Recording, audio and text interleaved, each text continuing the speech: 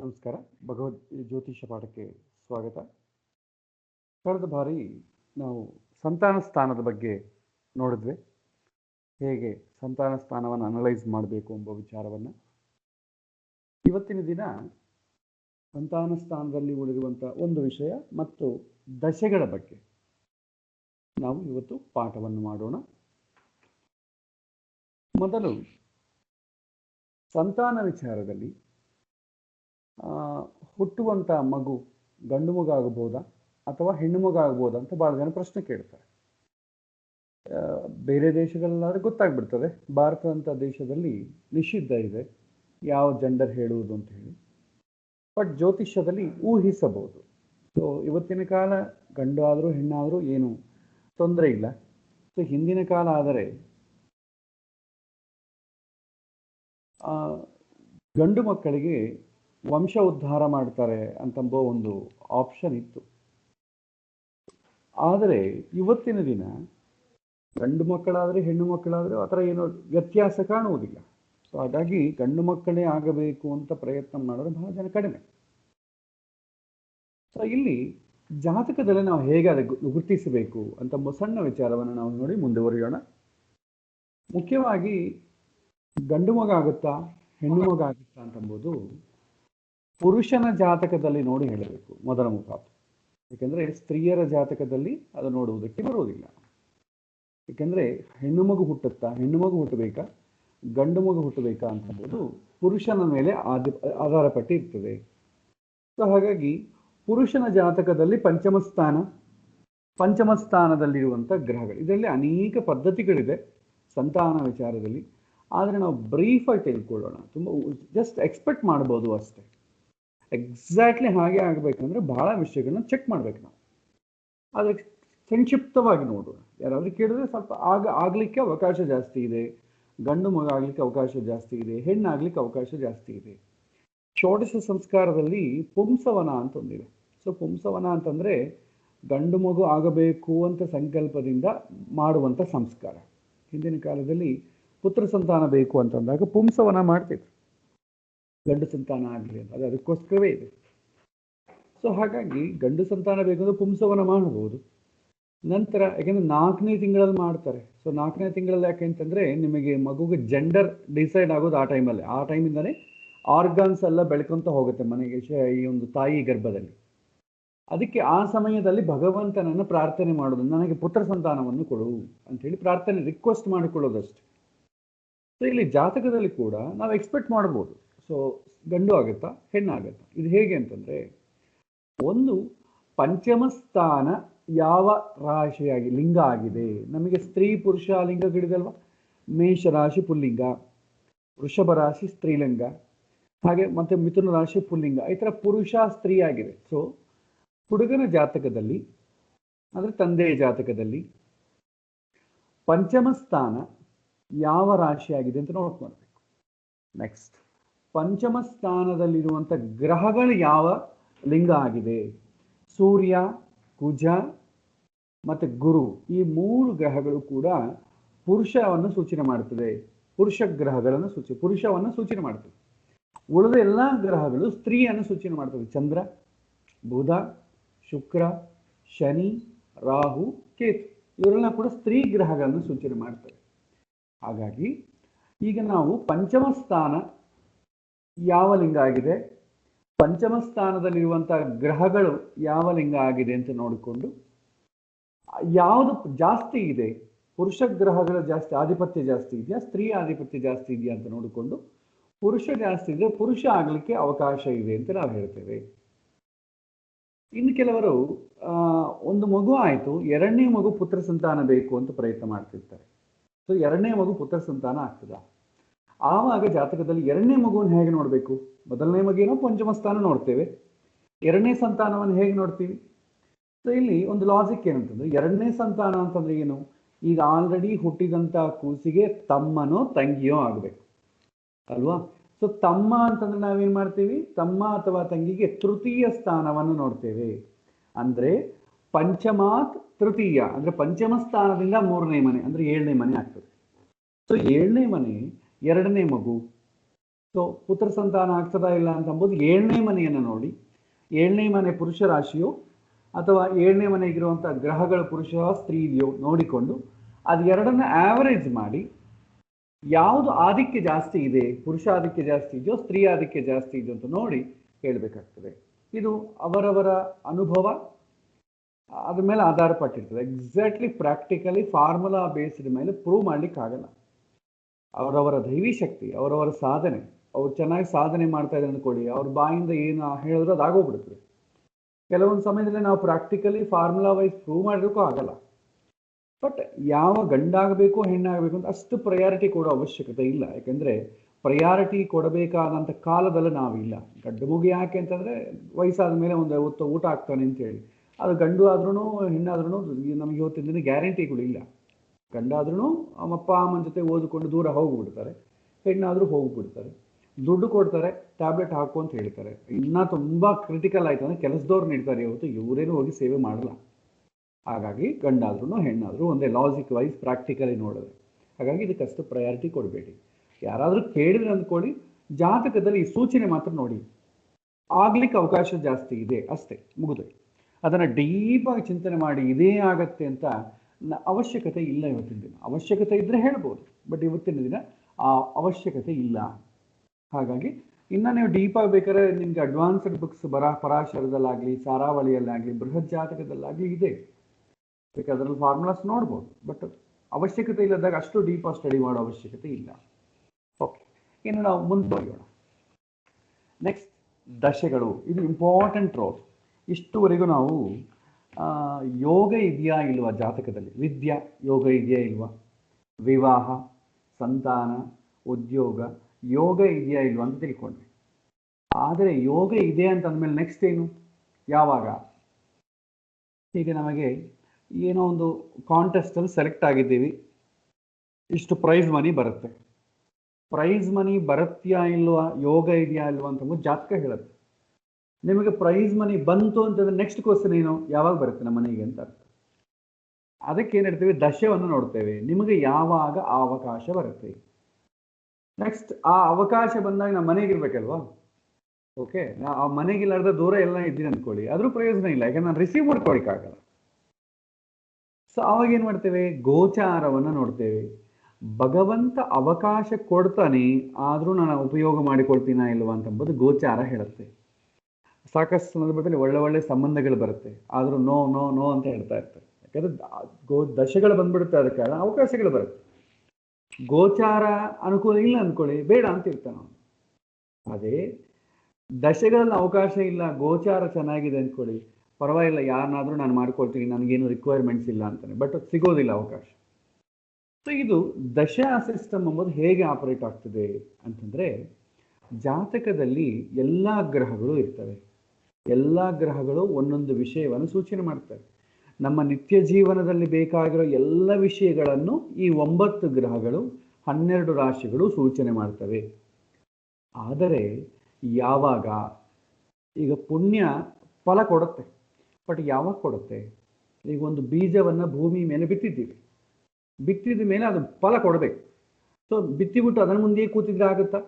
ಅದಕ್ಕೆ ನೀರು ಹಾಕಬೇಕು, ದಿನ ಸ್ವಲ್ಪ ಸ್ವಲ್ಪ ಬೆಳಿಬೇಕು, ಟೈಮ್ ತಗೊಳುತ್ತೆ. ಇಮ್ಮಿಡಿಯೇಟ್ಲಿ ಅದೇನು ಬೆಳೆಯಲ್ಲ, ಸೊ ವೆಯ್ಟ್ ಮಾಡಬೇಕಾಗ್ತದೆ.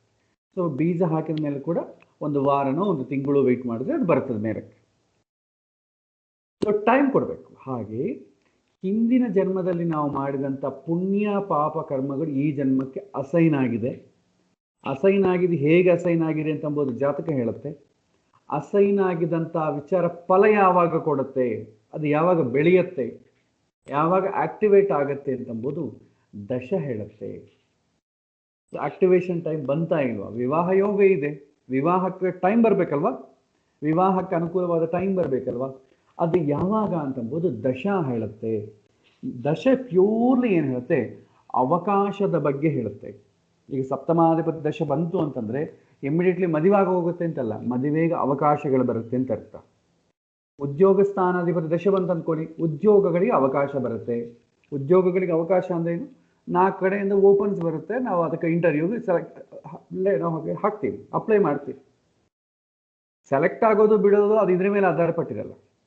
ಭಗವಂತ ಅವಕಾಶ ಕೊಡ್ತಾನೇ ಇರ್ತಾನೆ. ಈ ಜನ್ಮ, ಈ ಒಂದು ವರ್ಷ ಅಲ್ಲ, ನೆಕ್ಸ್ಟ್ ಇಯರ್ ಆದ್ರೂ ಅವಕಾಶ ಕೊಡ್ತಾನೆ. ಈ ತರ ಅವಕಾಶಗಳು ಬರ್ತಾನೆ ಇರುತ್ತೆ. ಹಿಡ್ಕೊಳ್ಳೋದು ಬೇರೆ ಪದ್ಧತಿಯನ್ನು ನೋಡ್ತೇವೆ. ಬಹಳ ಜನ ದಶೆಗಳನ್ನು ನೋಡಿ ಇದು ಸಪ್ತಮಾಧಿಪತಿ ದಶೆ ಬಂದ್ಬಿಟ್ಟಿದೆ, ನಿಂಗೆ ಮದುವೆ ಆಗೋಗ್ಬಿಡುತ್ತೆ ಅಂತ ಹೇಳ್ತಾರೆ, ನಿಂಗೆ ಉದ್ಯೋಗ ಬಂದ್ಬಿಡುತ್ತೆ ಅಂತ ಹೇಳ್ತಾರೆ. ಅಲ್ಲ, ಅವಕಾಶ ಬರುತ್ತೆ. ಅವಕಾಶ ಬರೋದಕ್ಕೂ ಹಿಡ್ಕೊಳ್ಳೋದಕ್ಕೂ ಡಿಫ್ರೆನ್ಸ್ ಇದೆ. ಒಂದ್ಸಲ ಅವಕಾಶ ಬಂದಾಗ ನಾವು ಬೇಡ ಅಂತ ಅಂದ್ಕೊಳ್ಳಿ ಉಪಯೋಗ ಇಲ್ಲ. ಸೊ ಹಾಗಾಗಿ ದಶಗಳು ನಿಮಗೆ ಅವಕಾಶ ಯಾವಾಗ ಕೊಡುತ್ತೆ, ಸುಖ ಪಡ್ಲಿಕ್ಕೆ ಅವಕಾಶ ಯಾವಾಗ, ದುಃಖ ಪಡ್ಲಿಕ್ಕೆ ಅವಕಾಶ ಯಾವಾಗ ಅನ್ನೋದು ಈ ದಶಾ ಸಿಸ್ಟಮ್ ನಮಗೆ ತೋರಿಸುತ್ತೆ. ಸೊ ಇದರ ಬಗ್ಗೆ ನಾವು ಒಳಗೆ ಹೋಗಿ, ಇದು ಕ್ಯಾಲ್ಕುಲೇಷನ್ ಪಾರ್ಟೇ ಇರುತ್ತಲ್ಲ, ಬಟ್ ನಾವು ಕ್ಯಾಲ್ಕುಲೇಷನ್ ಪಾರ್ಟ್ ಸ್ಕಿಪ್ ಮಾಡ್ತಾ ಇದ್ದೇವೆ. ಸೊ ಕ್ಯಾಲ್ಕುಲೇಷನ್ ಪಾರ್ಟಿಂದ ನಮ್ಗೆ ಆಗುವಂಥದ್ದು ಏನೂ ಇಲ್ಲ.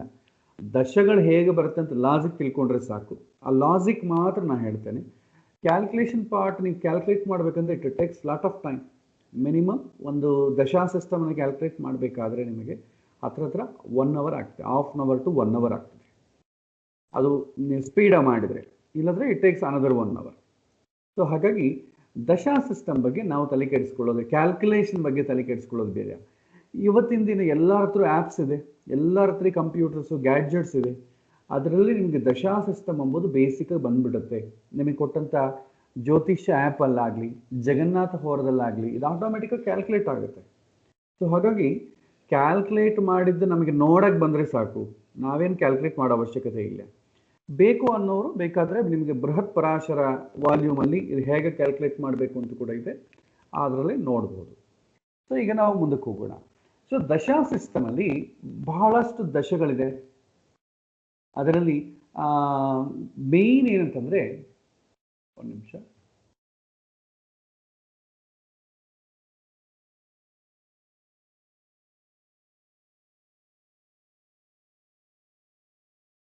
ಟೈಪ್ಸ್ ಆಫ್ ದಶ. ಇದರಲ್ಲಿ ಭಾಳ ವೆರೈಟೀಸ್ ಆಫ್ ದಶ ಇದೆ. ವಿಂಶೋತ್ತರಿ ದಶೆ, ಅಷ್ಟೋತ್ತರಿ, ಕಾಲಚಕ್ರ ದಶೆ, ಯೋಗಿನಿ ದಶೆ, ಶತಾಬ್ದಿಕ ದಶೆ, ಪಂಚೋತ್ತರಿ ದಶೆ, ಈ ಥರ ತುಂಬ ಒಂದು 10 ರಿಂದ 15 ದಶೆಗಳಿವೆ. ಬಟ್ ಔಟ್ ಆಫ್ ಎಲ್ಲದರಲ್ಲಿ ಕೂಡ ನಾವು ಯೂಸ್ ಮಾಡೋದು ವಿಂಶೋತ್ತರಿ ದಶೆ. ವಿಂಶೋತ್ತರಿ ಅಂತಂದರೆ 120 ಅಂತ ಅರ್ಥ. ಸೊ 120 ಸ್ಟ್ಯಾಂಡರ್ಡ್ ಯಾಕೆ ತಗೊಂತೀವಿ ಅಂತಂದರೆ, ಕಲಿಯುಗದಲ್ಲಿ ಮನುಷ್ಯನ ಆಯು ಪ್ರಮಾಣ 120 ವರ್ಷ. ಹಾಗಾಗಿ ಕಲಿಯುಗಕ್ಕೆ ತುಂಬ ಹತ್ತಿರ ಇರುವಂಥ ದಶೆ ಯಾವುದು ಅಂತಂದರೆ ವಿಂಶೋತ್ತರಿ ದಶೆ. ನಾವು ಜಾಸ್ತಿ ವಿಂಶೋತ್ತರಿ ದಶೆಯನ್ನೇ ಬಳಸ್ತೀವಿ. ಭಾಳಷ್ಟು ಜನ ಅಷ್ಟೋತ್ತರಿ, ಕಾಲಚಕ್ರ ದಶೆಗಳನ್ನು ಬಳಸ್ತಾರೆ. ಅದು ಈ ಕಾಲಕ್ಕೆ ಸೀಮಿತವಾದದ್ದಲ್ಲ, ಬಟ್ ರಿಸಲ್ಟ್ ಬರುತ್ತೆ ಅಂತ ಹೇಳ್ತಾರೆ. ಬಟ್ ನಾವು ಅದನ್ನು ಟ್ರೈ ಮಾಡಿದ. ಸೊ ಜಾಸ್ತಿ ಎಲ್ಲರೂ ಮೆಜಾರಿಟಿ ಪೀಪಲ್ ಬಳಸೋದು ಯಾವುದು ಅಂತಂದರೆ ವಿಂಶೋತ್ತರಿ ದಶೆ, 120 ವರ್ಷಗಳು ಉಳ್ಳಂಥ ದಶೆ. ಸೊ ನಾವು ಏನೇನು ಹಿಂದೆ ಪ್ರಾರಬ್ಧ ಕರ್ಮ ನಮಗೆ ಏನು ಅಸೈನ್ ಆಗಿದೆಯೋ ಅದು 120 ವರ್ಷಕ್ಕೆ ಬೇಕಾದಂಥ ಸೂಚನೆ ಮಾಡ್ತದೆ. ಅದು ನಾವು ಅನುಭವಿಸ್ತೀವೋ ಬಿಡೋದು ಬೇರೆ ವಿಷಯ, ಬಟ್ ಅವಕಾಶ ಅಂತೂ ಇದೆ. ನಾವು ಬದುಕಿದ್ರೆ 120 ವರ್ಷಗಳು ಬದುಕಿದ್ರೆ ಅವಕಾಶ ಇರ್ತದೆ, ಇಲ್ಲದ್ರೆ ಇಲ್ಲ. ಸೊ ಟೈಮ್ ಎಂಬುದು ನಮಗೆ ನಮ್ಮ ಟರ್ನ್ ಬಂದಾಗ ತೋರಿಸ್ತಾ ಇರ್ತದೆ, ನಿಂಗೆ ಒಳ್ಳೆ ಟೈಮನ್ನು ತೋರಿಸ್ತಾರೆ. ಒಳ್ಳೆ ಟೈಮ್ ಬಂದಾಗ ಏನು ಮಾಡಬೇಕು, ನಾವು ಪ್ರಯತ್ನ ಮಾಡಿ ಹಿಡ್ಕೊಳ್ಬೇಕು. ಒಳ್ಳೆ ಟೈಮ್ ಬಂದಾಗ ನಾನು ಪ್ರಯತ್ನ ಮಾಡಲಿಲ್ಲ ಅಂದರೆ ಅದಕ್ಕೆ ದಶೆಗಳಾಗಲಿ, ಜಾತಕಗಳಾಗಲಿ, ಗ್ರಹಗಳಾಗಲಿ, ದೇವರಾಗಲಿ ರೆಸ್ಪಾನ್ಸಿಬಲ್ ಅಲ್ಲ. ಜ್ಯೋತಿಷ್ಯನು ಕೂಡ ರೆಸ್ಪಾನ್ಸಿಬಲ್ ಅಲ್ಲ. ಆಚಾರ್ಯ ನೀವೇನೋ ಗುರುಬಲ ಬಂದ್ಬಿಡಿದೆ ಅಂತ ಇದ್ದಾರೆ, ಆದರೂ ಆಗ್ತಾನೇ ಇಲ್ಲ. ಯಾಕೆ ಅಂತಂದರೆ ಅವ್ರು ಪ್ರಯತ್ನವೇ ಮಾಡಲ್ಲ. ಇಲ್ಲ ಆಚಾರ್ಯ, ನಾವು ತುಂಬ ಪ್ರಯತ್ನ ಮಾಡ್ತಾ ಇದ್ದೀವಿ, ಆದರೆ ಅದನ್ನು ಪಡೀಬೇಕಾದ್ರೆ ಯಾವ ಮಾರ್ಗದಲ್ಲಿ ಹೋಗ್ಬೇಕು ಆ ಮಾರ್ಗದಲ್ಲಿ ಹೋಗ್ತಾ ಇರಲ್ಲ.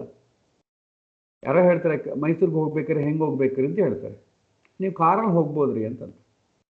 ಸರ್ ಕಾರಲ್ಲಿ ಹೋಗ್ಬೋದು ಅಂತಂದ್ರೆ ಕಾರಲ್ಲಿ ಕೂತ್ಕೊಂಡು ಬೆಂಗಳೂರಲ್ಲಿ ಒಂದು ರೌಂಡ್ ಹಾಕಿದ್ರೆ ಮೈಸೂರು ಬರುತ್ತಾ? ಮೈಸೂರಿಗೆ ಹೋಗೋ ಡೈರೆಕ್ಷನ್ ಹೋಗ್ಬೇಕು. ಸೊ ಕಾರಲ್ಲಿ ಹೋಗ್ಬೋದು ಅಂತಂದರೆ ಮೈಸೂರಿಗೆ ಹೋಗೋ ಡೈರೆಕ್ಷನ್ ಹೋಗು ಅಂತಲೇ ಅದರ ಅರ್ಥ. ಸೊ ಹಾಗಾಗಿ ನಾನು ಸುಮ್ಮನೆ ಕಾರಲ್ಲಿ ತೆಕ್ಕೊಂಡು ಒಂದು 2 ರೌಂಡ್ ಹಾಕಿ ಮೈಸೂರು ಬಂದಿಲ್ಲ ಅಂತಂದರೆ, ನಾನು ಮೈಸೂರಿಗೆ ಹೋಗೋ ಡೈರೆಕ್ಷನ್ ಹೋಗಬೇಕು, ಟೈಮ್ ಇಟ್ಕೋಬೇಕು, ಅದೆಲ್ಲ ಮಾಡಿಕೊಂಡ್ರೆ ನಂಗೆ ಮೈಸೂರು ಬರುತ್ತೆ. ಇಲ್ಲದ್ರೆ ಅದರ್ವೈಸ್ ಮೈಸೂರು ಬರೋಲ್ಲ.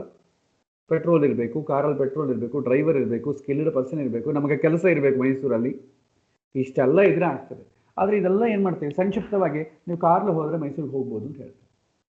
ಬಸ್ಸಲ್ಲಿ ಹೋದರೆ ಮೈಸೂರಿಗೆ ಹೋಗ್ಬೋದು. ಯಾವ ಬಸ್ ಹತ್ತಿದ್ರೂ ಹೋಗ್ತೀವ, ಮೈಸೂರಿಗೆ ಹೋಗೋ ಬಸ್ ಹತ್ತಬೇಕು. ಹಾಗೆ ಪ್ರಯತ್ನ ಮಾಡ್ತಾ ಇದ್ದೀವಿ ಅಂತಂದರೆ ಯಾವ ಥರ ಹುಡುಗಿಯನ್ನು ನಾವು ಬಯಸ್ತಾ ಇದ್ದೇವೆ, ಆ ಹುಡುಗಿ ಎಲ್ಲಿರ್ತಾಳೆ ಅಂತ ಕಡೆ ಪ್ರಯತ್ನ ಮಾಡಬೇಕು. ಸೊ ನನಗೆ ತುಂಬ ಕೂಲಾಗಿರೋ ಹುಡುಗಿ ಬೇಕು, ಹೆಚ್ಚು ಟೆನ್ಷನ್ ತಗೋಬಾರ್ದು, ಮನೆಯಿಂದ ಕೆಲಸ ಮಾಡೋರು, ಮಡಿ ಆಚಾರ ಮಾಡೋರು ಬೇಕು ಅಂತಂದರೆ ಎಲ್ಲಿ ಹುಡುಕ್ಬೇಕು? ಆ ಆಚಾರವಂತರ ಎಲ್ಲಿದ್ದಾರೆ ಅಲ್ಲಿ ಹುಡುಕ್ಬೇಕು. ನಾವು ಮ್ಯಾಟ್ರಿಮೋನಿಯಲ್ ಸೈಟಲ್ಲಿ ಹಾಕಿದ್ರೆ ಏನಾಗ್ತದೆ?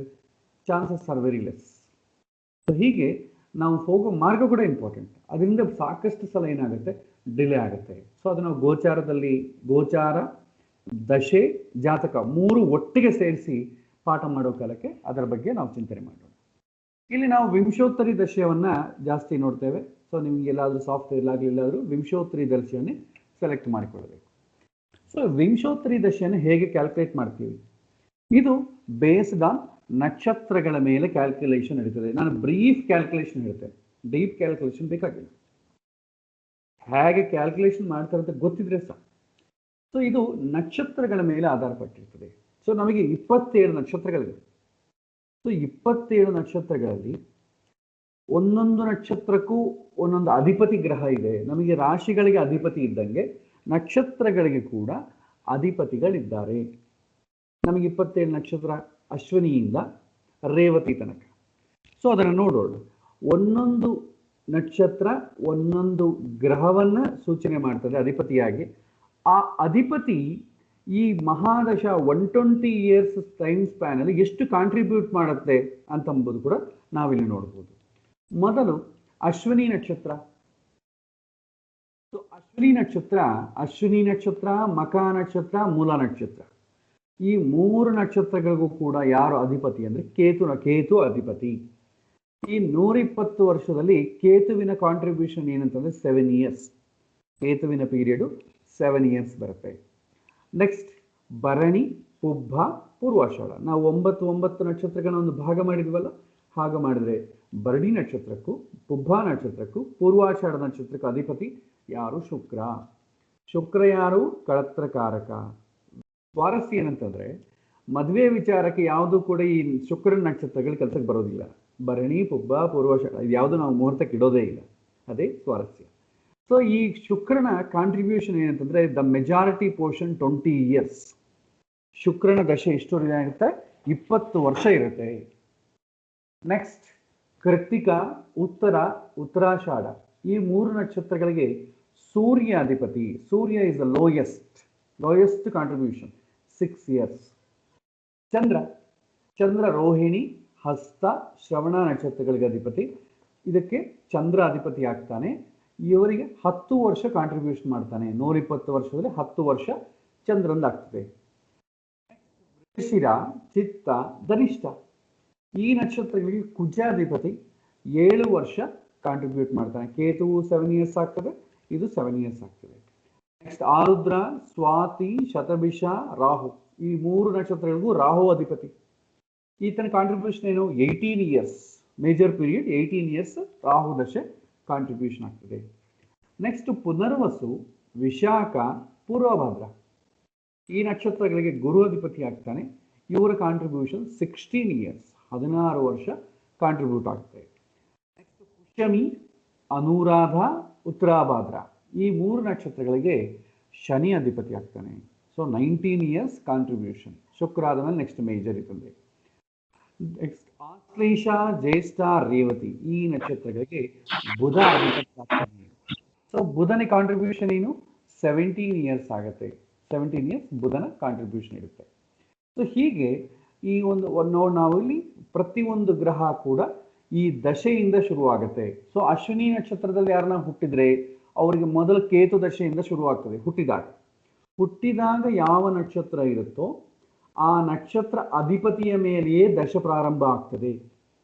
ಸಪೋಸ್ ಹುಟ್ಟಿದಾಗ ನನಗೆ ಕೇತು ದಶೆ ಇತ್ತು. ಸೊ ಕೇತು ಮಹಾದಶ ಅಶ್ವಿನಿ ನಕ್ಷತ್ರದಲ್ಲಿ ಹುಟ್ಟಿದ ಅಥವಾ ಮಕ ನಕ್ಷತ್ರದಲ್ಲಿ ಹುಟ್ಟಿದ, ಕೇತು ದಶೆಯಿಂದ ಶುರುವಾಗ್ತದೆ. 7 ಇಯರ್ಸ್ ಪೀರಿಯಡ್. ಆ 7 ಇಯರ್ಸ್ ಎಲ್ಲ ಆದ್ಮೇಲೆ ನೆಕ್ಸ್ಟ್ ಸೀಕ್ವೆನ್ಷಿಯಲ್ ಆರ್ಡರ್ನಾಗೆ ನಿಮಗೆ ದಶೆಗಳು ಬರುತ್ತೆ.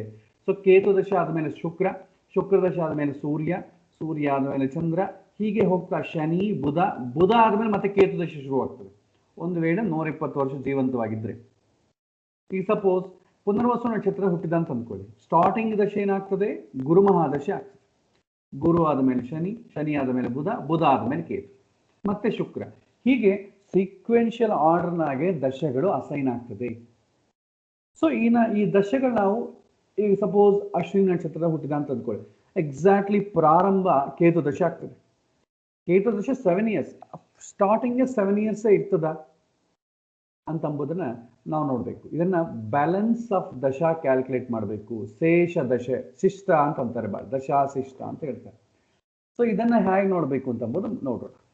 For example calculation part brief ಆಗಿ ನೋಡಿದ್ರೆ, ಸೊ ಫಾರ್ ಎಕ್ಸಾಂಪಲ್ ಯಾರೋ ಒಬ್ರು ಅನುರಾಧ ನಕ್ಷತ್ರ 1ನೇ ಪಾದದಲ್ಲಿ ಹುಟ್ಟಿದ್ದಾರೆ ಅಂತ ಅಂದ್ಕೊಳ್ಳೋಣ. ಹುಟ್ಟಿದಾಗ ಅನುರಾಧ ನಕ್ಷತ್ರ 1ನೇ ಪಾದ, ಡಿಗ್ರೀಸ್ ವೈಸ್ ನೋಡಿಕೊಂಡ್ರೆ 3 ಡಿಗ್ರಿ 20 ನಿಮಿಷ. ಅಂದರೆ ಒಂದು ನಕ್ಷತ್ರ ಅಂತಂದ್ರೇನೆ 13 ಡಿಗ್ರಿ 20 ನಿಮಿಷ. ಅದರಲ್ಲಿ 4 ಭಾಗ ಮಾಡಿದರೆ 3 ಡಿಗ್ರಿ 20, 3 ಡಿಗ್ರಿ 20 ಹೀಗೆ ಬರುತ್ತೆ. ಸೊ 1ನೇ ಪಾದದಲ್ಲಿ ಹುಟ್ಟಿದ್ದಾನೆ, ಚಂದ್ರನ ಲಾಂಗಿಟ್ಯೂಡ್ 3 ಡಿಗ್ರಿ 20 ನಿಮಿಷ ಇದೆ. ಸೊ ಇದನ್ನು ನಾವು ನೋಟ್ ಮಾಡ್ಕೊಳ್ತೇವೆ. ದಶ ಕ್ಯಾಲ್ಕುಲೇಟ್ ಮಾಡ್ಬೇಕಾದ್ರೆ ಇದು ಇಂಪಾರ್ಟೆಂಟ್. ಈಗ ನಕ್ಷತ್ರಾಧಿಪತಿ ಯಾರು? ಅನುರಾಧ ನಕ್ಷತ್ರಕ್ಕೆ ಅಧಿಪತಿ ಯಾರಾಗ್ತಾರೆ? ಶನಿ ಆಗ್ತಾನೆ. ಸೊ ಶನಿ ಸ್ಟಾರ್ಟಿಂಗ್ ದಶೆ ಯಾವ್ದು ಬರುತ್ತೆ? ಶನಿ ಮಹಾದಶೆ ಅಂತ ಕರಿತೀವಿ.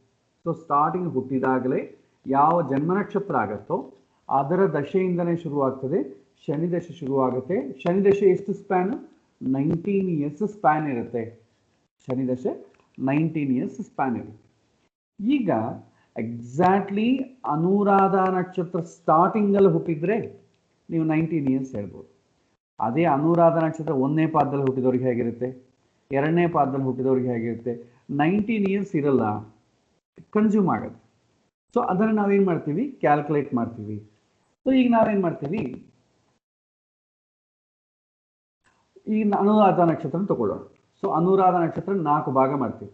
ಸೊ 0 to 3 degrees 20 minutes 1ನೇ ಪಾದ, 3 degrees 20 minutes to 6 degrees 40 minutes 2ನೇ ಪಾದ, 6 degrees 40 to 10 degrees 3ನೇ ಪಾದ, 10 to 13 20 4ನೇ ಪಾದ. ಹೀಗೆ 4 ಪಾದಗಳಾಗಿ ಅನುರಾಧ ನಕ್ಷತ್ರವನ್ನು ಡಿವೈಡ್ ಮಾಡ್ತೇವೆ. ಈಗ ಅರ್ಥ ಏನು? ಚಂದ್ರ ಹುಟ್ಟಿದಾಗ ಯಾವ ರಾಶಿಯಲ್ಲಿ, ಯಾವ ನಕ್ಷತ್ರದಲ್ಲಿ, ಯಾವ ಪಾದದಲ್ಲಿದ್ದಾವೆ ಅಂತ ನಾವು ನೋಟ್ ಮಾಡಿಕೊಡ್ತೇವೆ. ಯಾವ ನಕ್ಷತ್ರ ಆದರೆ ಅದು ಅವರ ಜನ್ಮ ನಕ್ಷತ್ರ, ಯಾವ ಪಾದ ಆದರೆ ಅವ್ರ ಜನ್ಮ ಪಾದ. ಸೊ ಇವರೇನು ಮಾಡಿದ್ದಾರೆ? ಅನುರಾಧ ನಕ್ಷತ್ರ 1ನೇ ಪಾದದಲ್ಲಿ ಹುಟ್ಟಿದ್ದಾರೆ. ಸೊ 1ನೇ ಪಾದದಲ್ಲಿ ಹುಟ್ಟಿದ್ದಾರೆ ಅಂತ ಅರ್ಥ ಏನು? ಈ ಅನುರಾಧ ನಕ್ಷತ್ರದಲ್ಲಿ ಚಂದ್ರ ಸ್ವಲ್ಪ ಕ್ವಾರ್ಟರ್ ಪೋರ್ಷನ್, ಒಂದು ಪಾದ ಆದ ಮೇಲೆ ಚಂದ್ರ 2ನೇ ಪಾದದಲ್ಲಿದ್ದಾಗ ಈ ಮಗು ಹುಟ್ಟಿದೆ. ಸೊ ಆಲ್ರೆಡಿ ಕ್ವಾರ್ಟರ್ ಪೋರ್ಷನ್ ಚಂದ್ರ ಟ್ರಾವೆಲ್ ಮಾಡಿದೆ. ಅಂದರೆ ಏನು? ಈ 0 to 3 degrees 20 minutes ಇದಕ್ಕೆ ಆಗೋ ಹೋಗಿದೆ. ಈ ಪೀರಿಯಡಲ್ಲಿ ಅವನೇನು ಹುಟ್ಟಿಲ್ಲ. ಎಕ್ಸಾಕ್ಟ್ಲಿ ಚಂದ್ರ 2ನೇ ಪಾದಕ್ಕೆ ಎಂಟರ್ ಆಗೋ ಟೈಮಿಗೆ ಈ ಮಗು ಹುಟ್ಟಿದೆ. ಸೊ ಈಗ ನಾವೇನು ಮಾಡಬೇಕು? ಈ ಫೋಲ್, ಈ ಅನುರಾಧ ನಕ್ಷತ್ರ, ಒಂದು ನಿಮಿಷ,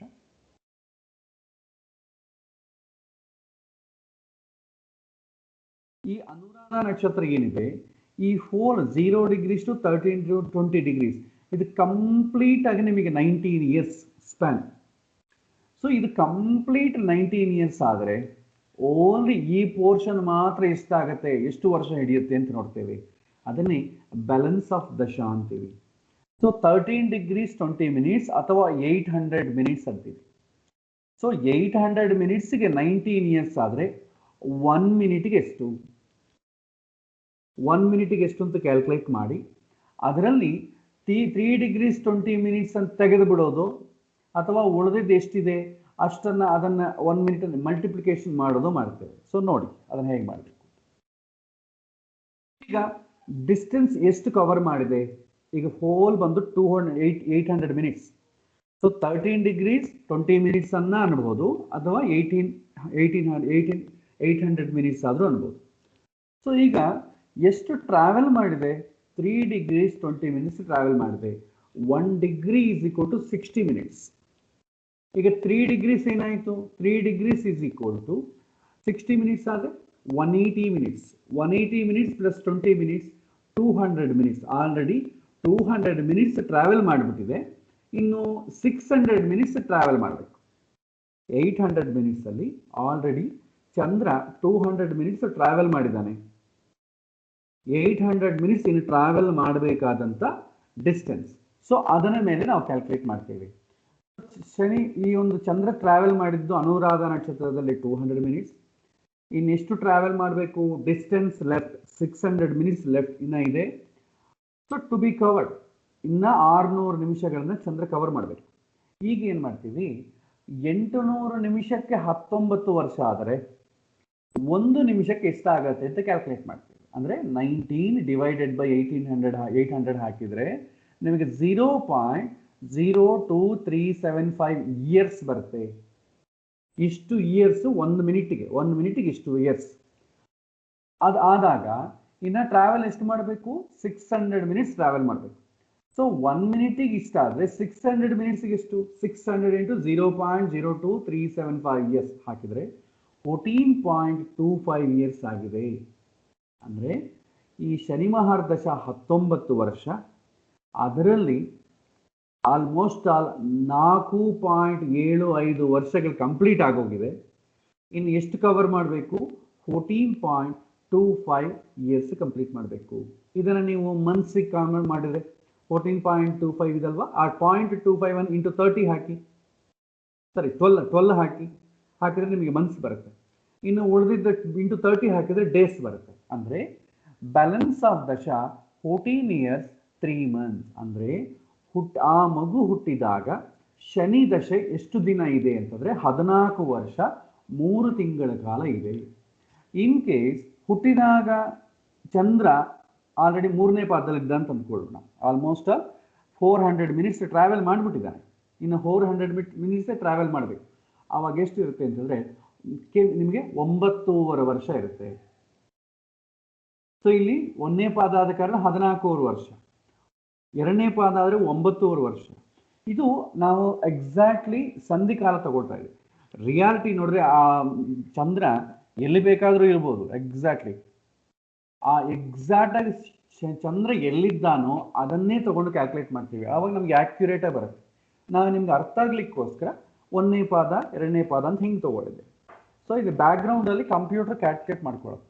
ಸೊ ನಮಗೆ ಹುಟ್ಟಿದಾಗ ಈ ಬ್ಯಾಲೆನ್ಸ್ ಆಫ್ ದಶ ಅಂತಂಬುದು ತುಂಬ ಇಂಪಾರ್ಟೆಂಟು. ಸೊ ಹುಟ್ಟಿದಾಗ ಯಾವ ದಶೆ ಇದೆ, ಆ ದಶೆ ಎಷ್ಟು ಬ್ಯಾಲೆನ್ಸ್ ಇದೆ ಅಂತಂಬುದು ನಾವು ತಗೊಳ್ತೀವಿ. ಈ 14 ಇಯರ್ಸ್ 3 ಮಂತ್ಸ್ ನಮಗೆ ಬ್ಯಾಲೆನ್ಸ್ ಆಫ್ ದಶ, ಇದನ್ನು ಕ್ಯಾಲ್ಕುಲೇಟ್ ಮಾಡೋದ್ರಿಂದ ನಮಗೆ ಬಂದಿರುವಂಥ ಔಟ್ಪುಟ್. ನೆಕ್ಸ್ಟ್ ಇವಾಗ ಏನು ಮಾಡ್ತೀವಿ, ಅದಕ್ಕೆ ಆ್ಯಡ್ ಮಾಡ್ಕೊಳ್ತಾ ಹೋಗ್ತೇವೆ. ಸೊ ಹುಟ್ಟಿದ್ದು ಯಾವಾಗ? ಸೊ ಹುಟ್ಟಿದ್ದು ದಶಾ ಬ್ಯಾಲೆನ್ಸ್ ಬಂದು 14 years 3 months. Suppose for examples ಅವ್ರ ಡೇಟ್ ಆಫ್ ಬರ್ತ್ ಬಂದು ಹುಟ್ಟಿದ ದಿನಾಂಕ 11/10/2017 ಆಯಿತು ಅಂತ ಅಂದುಕೊಳ್ಳೋಣ. ಸೊ ಹುಟ್ಟಿದ್ದು ಅವತ್ತಿನ ದಿನದಿಂದ 14 ಇಯರ್ಸ್ 3 ಮಂತ್ಸ್ ಶನಿ ಮಹಾರ್ದಶೆ ಇರುತ್ತೆ. ಸೊ ಏನು ಮಾಡ್ತೇವೆ, ಇದಕ್ಕೆ ಆ್ಯಡ್ ಮಾಡ್ತೇವೆ. ಸೊ 11/10/2017 ಇಂದ ಅದಕ್ಕೆ 14 ಇಯರ್ಸ್ ಆ್ಯಡ್ ಮಾಡಿ ಎಷ್ಟು ಬರುತ್ತೆ? 11/1/2032. ಸೊ 11/10/2017 ಇಂದ 11/1/2032 ವರೆಗೂ ಶನಿ ಮಹಾರ್ದಶೆ ಇರುತ್ತೆ. ಸೊ 2032 ಆದಮೇಲೆ ಏನು ಬರುತ್ತೆ? ಶನಿ ಆದಮೇಲೆ ನೆಕ್ಸ್ಟ್ ಯಾರು?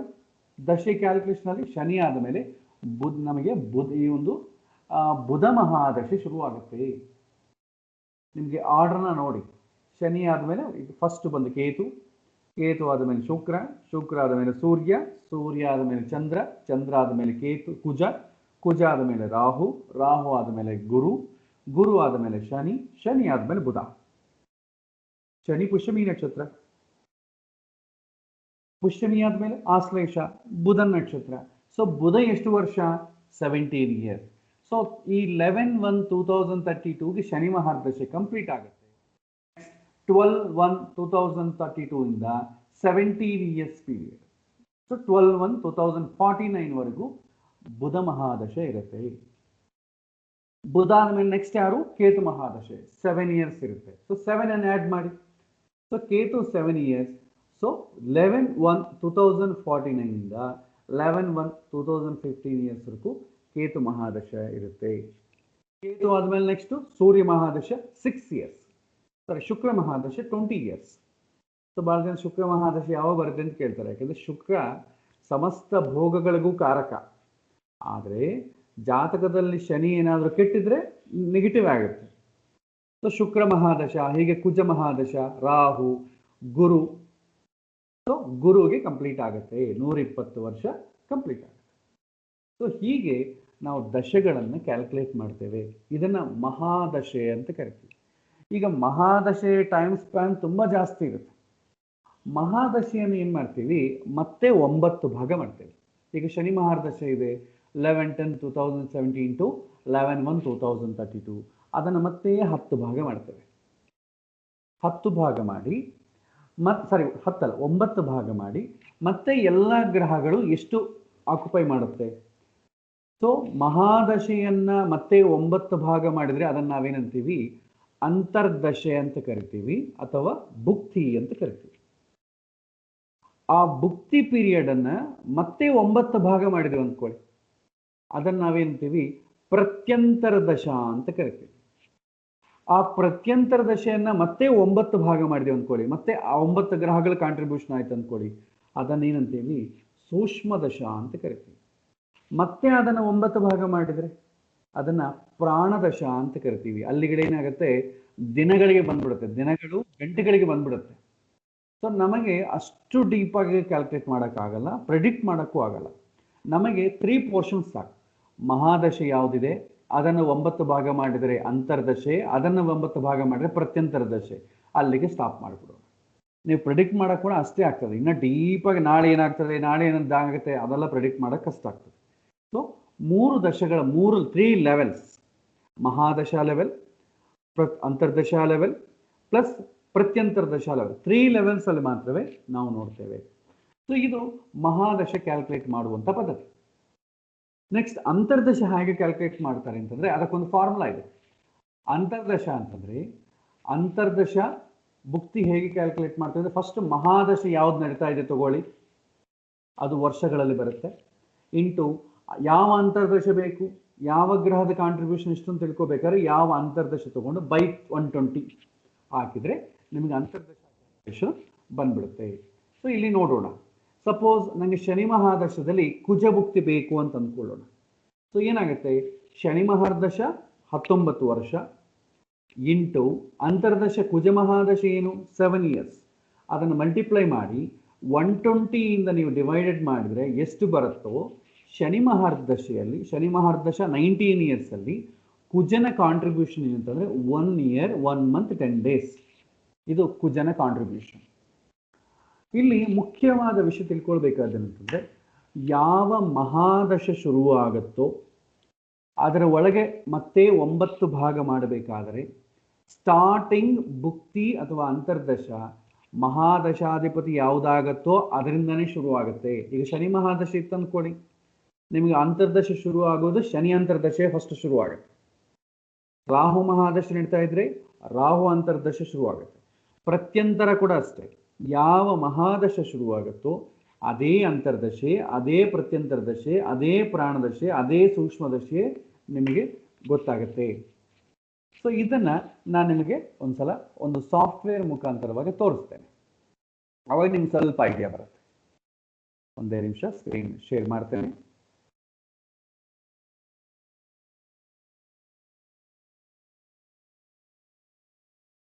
ಜಗನ್ನಾಥ ಒಂದು ಸಾಫ್ಟ್ವೇರ್ ಓಪನ್ ಮಾಡ್ತೇನೆ.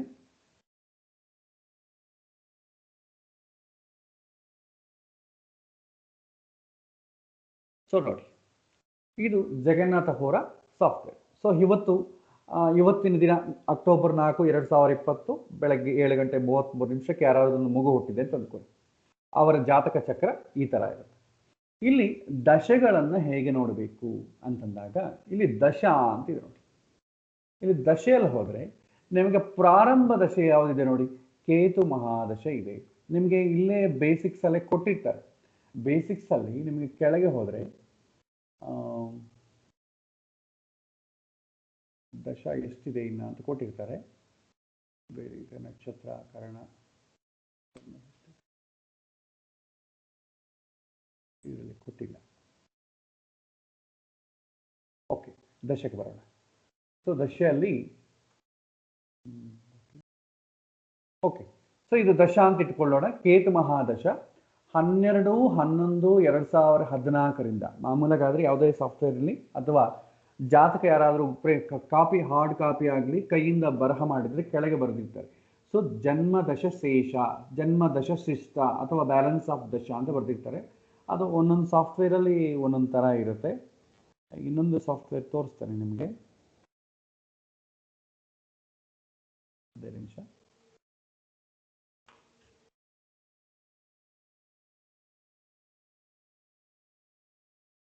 ಸೊ ಇದು ಒಂದು ಟೈಪ್ ಆಫ್ ಸಾಫ್ಟ್ವೇರ್. ಇದರಲ್ಲಿ ದಶ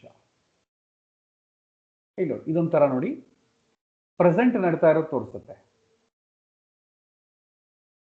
short report horoscope basic ನವಾಂಶ.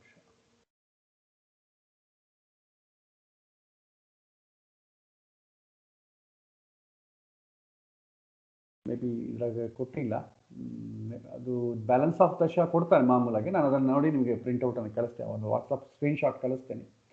So ನಾವು ಹುಟ್ಟಿದಾಗ ಇದು ನೋಡಿ ಇಲ್ಲಿ ವಿಂಶೋತ್ತರಿ ದಶೆ, ಇದರಲ್ಲಿ ಎಷ್ಟೋ ದಶೆಗಳನ್ನ ನೀವು ನೋಡ್ಬೋದು ನೋಡಿ.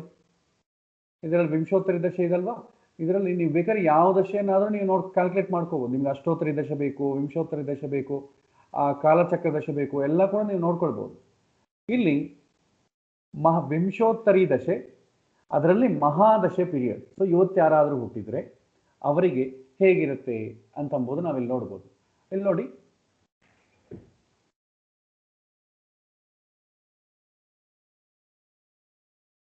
ಒಂದೇ ನಿಮಿಷ. ಓಕೆ, ಸೊ ಒಂದು ಮಗು ಹುಟ್ಟಿದೆ ಈಗ. ಸೊ ಯಾವ ನಕ್ಷತ್ರದಲ್ಲಿ ಹುಟ್ಟಿದೆ ಅಂತ ಮತ್ತೆ ನೋಡೋಣ. ಸೊ ಈ ಮಗು ಹುಟ್ಟಿರೋದು ಅಶ್ವಿನಿ ನಕ್ಷತ್ರ 4ನೇ ಪಾದದಲ್ಲಿ ಹುಟ್ಟಿದೆ. ಸೊ ಅಶ್ವಿನಿ ನಕ್ಷತ್ರ 4ನೇ ಪಾದ ಅಂತಂದ್ರೇನು, ಕೇತು ಅಧಿಪತಿ ಆಗ್ತಾರೆ. ಸೊ 4th ಅಂದರೆ ಆಲ್ಮೋಸ್ಟ್ ಆಲ್ ಎಂಡಿಂಗ್, ಅಂದರೆ ಕೇತು ಮಹಾದಶ 7 years ಆದರೆ ಎಂಡಿಂಗಲ್ಲೇ ಹುಟ್ಟಿದ್ದಾನೆ. ಸೊ ಎಂಡಿಂಗಲ್ಲೇ ನಾವು ನೋಡ್ತೇವೆ. ಸೊ ದಶ ಇಲ್ಲಿ ನೋಡಿ, ಅಸಲು ಕೇತು ಮಹಾದಶ 7/11/2014, ಅಂದರೆ ಆ ನಕ್ಷತ್ರ ಒಂದು ವೇಳೆ ಸ್ಟಾರ್ಟಿಂಗ್ ಆಗಿದ್ರೆ ದಿಸ್ ಈಸ್ ದ ಇಯರ್. ಅವನು ಬ್ಯಾಕ್ವರ್ಡ್ ಕ್ಯಾಲ್ಕುಲೇಟ್ ಮಾಡಿದ್ದಾನೆ, ನಮಗೆ ಬ್ಯಾಕ್ವರ್ಡ್ ಬೇಕಾಗಿಲ್ಲ. ಕೇತು ಮಹಾದಶ ಎಷ್ಟುವರೆಗೂ ಇದೆ ನೋಡಿ, 7/11/2021. ಸೊ ಇಷ್ಟುವರೆಗೂ ಈ ಒಂದು ದಶ ಅಂತಂಬುದಿದೆ. ಓಕೆ, ಸೊ ಕೇತು ಮಹಾದಶ 7/11/2021. ನಮಗೆ ಬ್ಯಾಲೆನ್ಸ್ ಆಫ್ ದಶ ಕ್ಯಾಲ್ಕುಲೇಟ್ ಆಗಿದ್ರೆ ಅಲ್ಲಿಂದ ಅಲ್ಲಿವರೆಗೂ ಅಂತ ಹಾಕ್ಬೋದು, ಬಟ್ ಇಲ್ಲಿ ಒಂದು ಕೊಟ್ಟಿಲ್ಲ, ಆಪ್ಷನ್ ಕೊಟ್ಟಿಲ್ಲ. ಸೊ ಕೇತು ಮಹಾದಶ 7/11/2021 ವರೆಗೂ ಇದೆ. ಸೊ ಇವತ್ತು ನೋಡಿ 4/10/2020. ಸೊ ಇನ್ನೆಷ್ಟು ವರ್ಷ ಇದೆ? ಸೊ ಈ ವರ್ಷ ಕಂಪ್ಲೀಟ್ ಆಗಲಿಕ್ಕೆ ನಿಮಗೆ ಇನ್ನೊಂದು 2 ತಿಂಗಳಿದೆ. 2 ತಿಂಗಳು ಅದೊಂದು 11. So almost 1 year 1 month. So 1 year 1 month balance of ದಶ ಅಂತ ಅಂದ್ಕೊಳ್ಬೋದು ನಾವು. ಸೊ 7/11/2021 ಕಂಪ್ಲೀಟ್ ಆದಮೇಲೆ ನೆಕ್ಸ್ಟ್ ಯಾವ್ದು ಶುರು ಆಗುತ್ತೆ? ಶುಕ್ರ ಮಹಾದಶ ಶುರು ಆಗುತ್ತೆ. 20 years, 7/11/2020 ಇಂದ 7/11/2041 ವರೆಗೂ ಶುಕ್ರ ಮಹಾದಶ ಇರುತ್ತೆ. ನೆಕ್ಸ್ಟ್ ಆದ ನಂತರ ಸೂರ್ಯ ಮಹಾದಶೆ 7/11/2041 ಇಂದ 8/11/2047 ವರೆಗೂ. ಸೊ ಈ ತರ ಕ್ಯಾಲ್ಕುಲೇಷನ್ ಇರುತ್ತೆ. ಈಗ ನಿಮಗೆ ಅಂತರ್ದಶ ಬೇಕಲ್ವಾ? ಸೊ ಸಪೋಸ್ ಈ ಒಂದು ಶುಕ್ರ ಮಹಾದಶ ತಗೊಳ್ಳೋಣ. ಶುಕ್ರ ಮಹಾದಶ ನೆಕ್ಸ್ಟ್ ಇಯರ್ 7/11/2021 ಇಂದ ಶುರು ಆಗ್ತದೆ. ಸೊ ಇದರಲ್ಲಿ ಅಂತರ್ದಶ ಮತ್ತೆ 9 ಗ್ರಹಗಳು ಪಾರ್ಟಿಸಿಪೇಟ್ ಮಾಡಬೇಕಾದ್ರೆ ಅದ್ರ ಮೇಲೆ ಒಂದ್ಸಲ ಪ್ರೆಸ್ ಮಾಡಿದ್ರೆ ನೋಡಿ, ಶುಕ್ರ ಮಹಾದಶೆ 7/11/2021 ಇಂದ 7/11/2041. ಅದರಲ್ಲಿ ಅಂತರ್ದಶೆ ಇನ್ ದಿಸ್ ಮಹಾದಶೆ ಪೀರಿಯಡ್. ಇದರಲ್ಲಿ ನೋಡಿ, ಶುಕ್ರ ಮಹಾದಶೆ ಸ್ಟಾರ್ಟಿಂಗ್ ದಶೆ ಮತ್ತೆ ಅಂತರ್ದಶೆ ಶುಕ್ರನೇ ಆಗ್ತದೆ, ಮತ್ತೆ ಸೀಕ್ವೆನ್ಷಿಯಲ್ ಆರ್ಡರ್ನ ಹೋಗ್ತದೆ. ಸೊ ಸ್ಟಾರ್ಟಿಂಗ್ ಬಂದು 7/11/2021 ಇಂದ 5/3/2025 ವರೆಗೂ ಶುಕ್ರ ಮಹಾದಶೆಯಲ್ಲಿ ಶುಕ್ರ ಅಂತರ್ದಶೆ.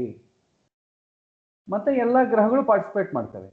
5/3/2025 ಇಂದ 5/3/2026 ವರೆಗೂ ಶುಕ್ರ ಮಹಾದಶೆಯಲ್ಲಿ ಸೂರ್ಯ ಭುಕ್ತಿ. ಇದನ್ನು ಮತ್ತೆ ಫರ್ದರ್ ಪ್ರೆಸ್ ಮಾಡಿದೆ ಅಂದ್ಕೊಳ್ಳಿ ನೋಡಿ, ಶುಕ್ರ ಮಹಾದಶೆ, ಶುಕ್ರ ಅಂತರ್ದಶೆ, ಶುಕ್ರ ಪ್ರತ್ಯಂತರ್ದಶೆ. ಮತ್ತೆ ಅದನ್ನು ಪ್ರೆಸ್ ಮಾಡಿ ನೋಡಿ, ಶುಕ್ರ ಮಹಾದಶೆ, ಶುಕ್ರ ಅಂತರ್ದಶೆ, ಶುಕ್ರ ಪ್ರತ್ಯಂತರ್ದಶೆ, ಶುಕ್ರ ಸೂಕ್ಷ್ಮದಶೆ, ಪ್ರಾಣದಶೆ. 7/11/2021 ಇಂದ 13/11/2021. ಸೊ ಎಷ್ಟು ದಿನ ಬಂತು? ಸೊ 7ನೇ ತಾರೀಕಿಂದ 13ನೇ ತಾರೀಕುವರೆಗೆ ಆಲ್ಮೋಸ್ಟ್ 6 days. ಸೊ 6 ದಿನಗಳು ಮಾತ್ರ ಶುಕ್ರ ಪ್ರತ್ಯಂತರ ಭುಕ್ತಿ ಕೂಡ ಇರುತ್ತೆ. ಸೊ ಇದನ್ನ ಈ ಕ್ಯಾಲ್ಕುಲೇಷನ್ ಎಲ್ಲ ಕನ್ಫ್ಯೂಷನ್ ಆದರೂ ಕೂಡ ನೀವು ಏನು ಟೆನ್ಷನ್ ಮಾಡೋದು ಬೇಕಾಗಿಲ್ಲ. ಫಲಭಾಗಕ್ಕೆ ಹೇಗೆ ನೋಡಬೇಕು ಅಷ್ಟು ಮಾತ್ರ ತಿಳ್ಕೊಂಡ್ರೆ ಸಾಕು. ಸೊ ಮತ್ತೆ ನಾವು ಮೇಲಕ್ಕೆ ಹೋಗೋಣ. ಸೊ ನಾವು ನೋಡೋದು 3 ಲೆವೆಲ್ಸ್ ಮಾತ್ರವೇ. ಶುಕ್ರ ಮಹಾದಶೆ ನೋಡ್ತೇವೆ, ಅಂತರ್ದಶೆಯನ್ನು ನೋಡ್ತೇವೆ, ಪ್ರತ್ಯಂತರ ದಶೆಯನ್ನು ನೋಡ್ತೇವೆ. ಸೊ ಇದು ಕ್ಯಾಲ್ಕುಲೇಷನ್ ಪಾರ್ಟ್. ಸೊ ಇಲ್ಲಿಗೆ ನಾವು ಇದನ್ನು ಸ್ಟಾಪ್ ಮಾಡೋಣ. ಈಗ ನಾವು ಫಲಭಾಗಕ್ಕೆ ಹೋಗೋಣ. ನಮಗೆ ಇಂಪಾರ್ಟೆಂಟ್ ಆಗಿ ಬೇಕಿರೋದು ಫಲಭಾಗ. ನಮಗೆ ಕ್ಯಾಲ್ಕುಲೇಷನ್ ಪಾರ್ಟ್ ಅಷ್ಟು ಇಂಪಾರ್ಟೆಂಟ್ ಅಲ್ಲ. ನಿಮಗೆ ಒಂದು ವಿಷಯವನ್ನು ಆ ಯಾವ ದಶೆಯಲ್ಲೇ ನೋಡಬೇಕು ಅಂತ ನಿಮಗೆ ನೋಡಲಿಕ್ಕೆ ಬಂದರೆ ಸಾಕು. ಕ್ಯಾಲ್ಕುಲೇಷನ್ ಪಾರ್ಟ್ ಇಲ್ಲಿ ಅಷ್ಟು ಇಗ್ನೋರ್ ಮಾಡೋಣ. ಈಗ ದಶಾ ಫಲ ಹೇಗೆ ಹೇಳಬೇಕು? ಒಂದು ದಶ ಬಂದಿದೆ, ಫಲ ಹೆಂಗೆ ಹೇಳ್ತೇವೆ? ಈಗ ಮದುವೆ ಯಾವಾಗ ಆಗುತ್ತೆ ಅಂತ ಹೇಳಿದರೆ, ಯಾವಾಗ ಮದುವೆ ಆಗುತ್ತೆ ಅಂತ ಹೇಳಬೇಕು, ಉದ್ಯೋಗ ಯಾವಾಗ ಬರುತ್ತೆ ಅಂತ ಹೇಳಬೇಕು, ಅದನ್ನು ಹೇಗೆ ಚೆಕ್ ಮಾಡಬೇಕು ಅಂತಂಬೋದು ಇವತ್ತಿನ ದಿನ ನೋಡೋಣ. ಈಗ ನೋಡಿ, ಏನೇನು ಒಂದು ದಶೆಯನ್ನು ಕನ್ಸಿಡರ್ ಮಾಡಬೇಕಾದ್ರೆ ಏನೇನು ಬೇಕು? ಏನೇನು ಬೇಕು ಅಂತಂದರೆ, ಯಾರಾದರೂ ಒಂದು ವಿಷಯವನ್ನು ಕೇಳಿದಾಗ ಆಗ ಆಪರೇಟ್ ಆಗ್ತಾ ಇರುವಂಥ ಮಹಾದಶೆ, ಆಗ ಆಪರೇಟ್ ಆಗ್ತಾ ಇರೋದಂಥ ಅಂತರ್ದಶೆ ಅಥವಾ ಪ್ರತ್ಯಂತರ ದಶೆ, 3 ಕನ್ಸಿಡರ್ ಮಾಡ್ತೇವೆ.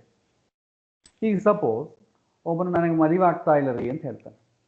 ಸೊ ಮದುವೆ ಆಗಬೇಕಾದ್ರೆ ಏನು ಮಾಡಬೇಕಂದ್ರೆ, ಮದುವೆ ಜಾತಕದಲ್ಲಿ ಮದುವೆಯನ್ನು ರೆಪ್ರೆಸೆಂಟ್ ಮಾಡುವಂಥ ಗ್ರಹಗಳೇನಿವೆ, ಆ ಗ್ರಹಗಳ ದಶೆ ಆಗಲಿ, ಅಂತರ್ದಶೆ ಆಗಲಿ, ಪ್ರತ್ಯಂತರ ದಶೆ ಆಗಲಿ ನಡೀತಾ ಇದೆಯಾ ಇಲ್ವ ಅಂತ ನೋಡಬೇಕು. ಮದುವೆಗೆ ಕನೆಕ್ಟೆಡ್ ಇರುವಂಥ ಗ್ರಹಗಳು ಯಾವುದೇ ಆಗಿರ್ಬೋದು, ಆ ಗ್ರಹಗಳ ದಶೆ ಆಗಲಿ, ಆ ಗ್ರಹಗಳ ಅಂತರ್ದಶೆ ಆಗಲಿ, ಆ ಗ್ರಹಗಳ ಪ್ರತ್ಯಂತರ ದಶೆ ಆಗಲಿ ಆಪರೇಟ್ ಆಗ್ತಾ ಇದ್ರೇ ನಮಗೆ ಆ ಒಂದು ಅವ್ರು ಅಂದುಕೊಂಡಂಥ ವಿಷಯ ಅದಕ್ಕೆ ತಕ್ಕಂತೆ ಅವಕಾಶಗಳು ಬರುತ್ತೆ, ಇಲ್ಲದ್ರೆ ಬರುವುದಿಲ್ಲ. ಈಗ ಉದ್ಯೋಗ ಬರಬೇಕು ಅಂತ ಅಂದ್ಕೊಳ್ಳಿ, ಉದ್ಯೋಗಕ್ಕೆ ಸಂಬಂಧಪಟ್ಟ ಗ್ರಹಗಳ ದಶೆಗಳು ನಡಿಬೇಕು. ವಿವಾಹ ಆಗಬೇಕಾದ್ರೆ ವಿವಾಹಕ್ಕೆ ತಕ್ಕಂತೆ ದಶೆಗಳು ನಡಿಬೇಕು. ಸೊ ಅದನ್ನು ಚೆಕ್ ಮಾಡೋಣ. ಒಂದು ಚಕ್ರವನ್ನು ಹಾಕಿ, ಇದು ಒಂದು ಎಕ್ಸಾಂಪಲ್ ಚಾರ್ಟ್. ಮದುವೆಯ ಬಗ್ಗೆ ಕೇಳಿದಾಗ ಜಾತಕದಲ್ಲಿ ಏನು ನೋಡಬೇಕು? ಸೊ ಈಗ ಈ ಚಕ್ರವನ್ನು ನೋಡಿ, ಚಕ್ರದಲ್ಲಿ ಸಪ್ತಮಾಧಿಪತಿ ಯಾರಾಗ್ತಾರೆ? ಸೊ ವೃಷಭ ಲಗ್ನ. ಸಪ್ತಮಾಧಿಪತಿ ಯಾರಾಗಿದ್ದಾರೆ? ಕುಜ ಆಗಿದ್ದಾನೆ. ಸೊ ಕುಜ ದಶೆಯಲ್ಲಾಗಲಿ, ಕುಜ ಭುಕ್ತಿಯಲ್ಲಾಗಲಿ, ಕುಜ ಪ್ರತ್ಯಂತರ ಭುಕ್ತಿ ಆಗಲಿ ಏನಾದರೂ ಆಪರೇಟ್ ಆಗ್ತಾ ಇದ್ರೆ ಮದುವೆಗೆ ಸಂಬಂಧಪಟ್ಟ ಅವಕಾಶಗಳು ಬರುತ್ತೆ. ನೆಕ್ಸ್ಟ್ ಇನ್ಯಾವ್ದ್ಯಾವ್ದು ಕನೆಕ್ಟೆಡ್ ಇದೆ ನೋಡಿ. ಸೊ ಇನ್ನು ಸಪ್ತಮ ಸ್ಥಾನದಲ್ಲಿ ಯಾರಿದ್ದಾರೆ? ಚಂದ್ರ ಇದ್ದಾನೆ. ಸೊ ಸಪ್ತಮಕ್ಕೆ ಮದುವೆಗೂ ಚಂದ್ರಗೂ ಸ್ವಲ್ಪ ಕನೆಕ್ಷನ್ ಆಗಿದಲ್ವ, ಚಂದ್ರಗೆ ಸಂಬಂಧ ಬಂದಿದಲ್ವ. ಹಾಗಾಗಿ ಒಂದು ವೇಳೆ ಚಂದ್ರ ದಶೆ, ಚಂದ್ರ ಭುಕ್ತಿ, ಚಂದ್ರ ಪ್ರತ್ಯಂತರ ಭುಕ್ತಿ ಬಂದರೆ ಆ ಟೈಮಲ್ಲಿ ಕೂಡ ಅವಕಾಶಗಳು ಬರುತ್ತೆ.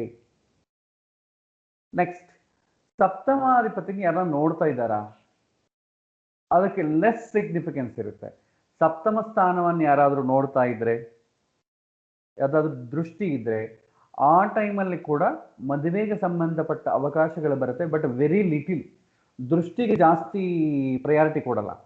ದೃಷ್ಟಿ ಅಂತಂಬುದು ವೆರಿ ಲಿಟಿಲ್. ಅಂದರೆ ತುಂಬ ಸಂಬಂಧಗಳು ಬರೋದು ಬೇರೆ, ತುಂಬ ಪ್ರಯತ್ನ ಮಾಡಿ ಬರೋ ಸಂಬಂಧಗಳು ಬೇರೆ. ಸೊ ಮುಖ್ಯವಾಗಿ ಸಪ್ತಮಾಧಿಪತಿ ದಶೆಯಲ್ಲಾಗಲಿ, ಸಪ್ತಮ ಕಾರಕನ ದಶೆಯಲ್ಲಾಗಲಿ, ಸಪ್ತಮ ಸ್ಥಾನದಲ್ಲಿರುವಂಥ ಗ್ರಹಗಳ ದಶೆಯಲ್ಲಾಗಲಿ ಮದುವೆಗೆ ಸಂಬಂಧಪಟ್ಟ ಅವಕಾಶಗಳು ಬರುತ್ತೆ. ಅಟ್ ದ ಸೇಮ್ ಟೈಮ್ ಉದ್ಯೋಗ ಕೇಳಿದ್ರೆ ಅಂದ್ಕೊಳ್ಳಿ, ಉದ್ಯೋಗ ಸ್ಥಾನಾಧಿಪತಿ ದಶೆಯಲ್ಲಿ ಜಾಸ್ತಿ ಅವಕಾಶಗಳಿರುತ್ತೆ. ಉದ್ಯೋಗ ಕಾರಕನ ದಶೆಯಲ್ಲಿ ಸ್ವಲ್ಪ ಅವಕಾಶಗಳು ಕಡಿಮೆ ಇರುತ್ತೆ. ಉದ್ಯೋಗ ಸ್ಥಾನದಲ್ಲಿರುವಂಥ ಗ್ರಹಗಳಲ್ಲಿ ಇನ್ನು ಸ್ವಲ್ಪ ಅವಕಾಶಗಳು ಕಡಿಮೆ ಇರುತ್ತೆ. ಬಟ್ ಈ ಪೀರಿಯಡಲ್ಲೇ ಆಗ್ತದೆ. ಅದಕ್ಕೆ ಸಂಬಂಧಪಟ್ಟ ದಶೆಗಳು ಯಾವುದೋ ನಡೀತಾ ಇಲ್ಲ ಅಂದರೆ ಆಪರೇಟ್ ಆಗಲ್ಲ, ಅವಕಾಶಗಳು ಕಡಿಮೆ ಬರುತ್ತೆ. ಅವಕಾಶಗಳು ಮತ್ತೆ ಎಷ್ಟು ಬರುತ್ತೆ ಅಂತಂಬೋದು ಜಾತಕದಲ್ಲಿ ಆ ಗ್ರಹದ ಬಲದ ಮೇಲೆ ಆಧಾರ ಪಡುತ್ತೆ. ಈಗ ಜಾತಕದಲ್ಲಿ ಸಪ್ತಮಾಧಿಪತಿ ನೀಚನೋ ಅಸ್ತಂಗತನೋ ಆಗಿದ್ರೆ ಏನಾಗುತ್ತೆ? ಬಲಹೀನ ಅಂತೀವಿ. ಸೊ ವಿವಾಹಕ್ಕೆ ಕಷ್ಟಗಳಾಗತ್ತೆ ಅಂತ ಹೇಳ್ತೇವೆ. ಆ ಕಷ್ಟಗಳು ಅಂತಂಬೋದು ಆ ದಶಾ ಪೀರಿಯಡಲ್ಲಿ ಆಕ್ಟಿವೇಟ್ ಆಗ್ತದೆ. ಅಲ್ಲಿ ಜಾತಕ ಪುಣ್ಯವನ್ನು ರೆಪ್ರೆಸೆಂಟ್ ಮಾಡಿದರೆ ಪುಣ್ಯ ಆಕ್ಟಿವೇಟ್ ಆಗ್ತದೆ, ಪಾಪ ರೆಪ್ರೆಸೆಂಟ್ ಮಾಡಿದ್ರೆ ಪಾಪ ಆಕ್ಟಿವೇಟ್ ಆಗ್ತದೆ. ಸೊ ಇದನ್ನೆಲ್ಲ ಸಮಗ್ರವಾಗಿ ನೋಡಬೇಕು. ದಶೆಗಳನ್ನು ನೀವು ಅಬ್ಸರ್ವ್ ಮಾಡಬೇಕಾದ್ರೆ ಕಂಪ್ಲೀಟ್ ಜಾತಕದಲ್ಲಿ ಆ ಗ್ರಹ ಏನು ಮಾಡ್ತದೆ, ಅದು ಬಲವಾಗಿದೆಯಾ ಬಲಹೀನವಾಗಿದೆಯಾ ಅಂತ ನೋಡಿಕೊಳ್ಳಬೇಕಾಗ್ತದೆ. ಈಗ ನಿಮಗೆ ಒಂದು ಎಕ್ಸಾಂಪಲ್ ಮೂಲಕ ನಾನು ಎಕ್ಸ್ಪ್ಲೈನ್ ಮಾಡ್ತೇನೆ. ಈಗ ಒಂದು ಜಾತಕವನ್ನು ನೋಡೋಣ. ಒಂದು ಜಾತಕವನ್ನು ನೋಡಿದ್ರೆ ಯಾರ್ದೋ ಒಬ್ಬರದೊಂದು ಜಾತಕ ತಗೊಳ್ಳೋಣ. ಒಂದು ಎಕ್ಸಾಂಪಲ್ ಜಾತಕ.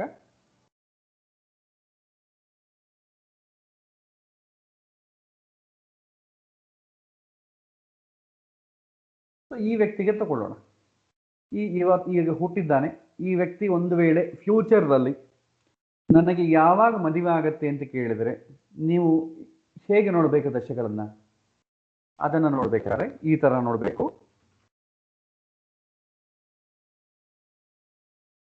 ಓಕೆ,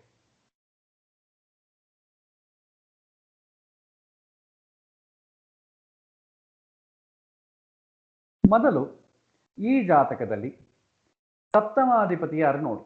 ಸೊ ಮದುವೆ ಆದ ಕಾರಣ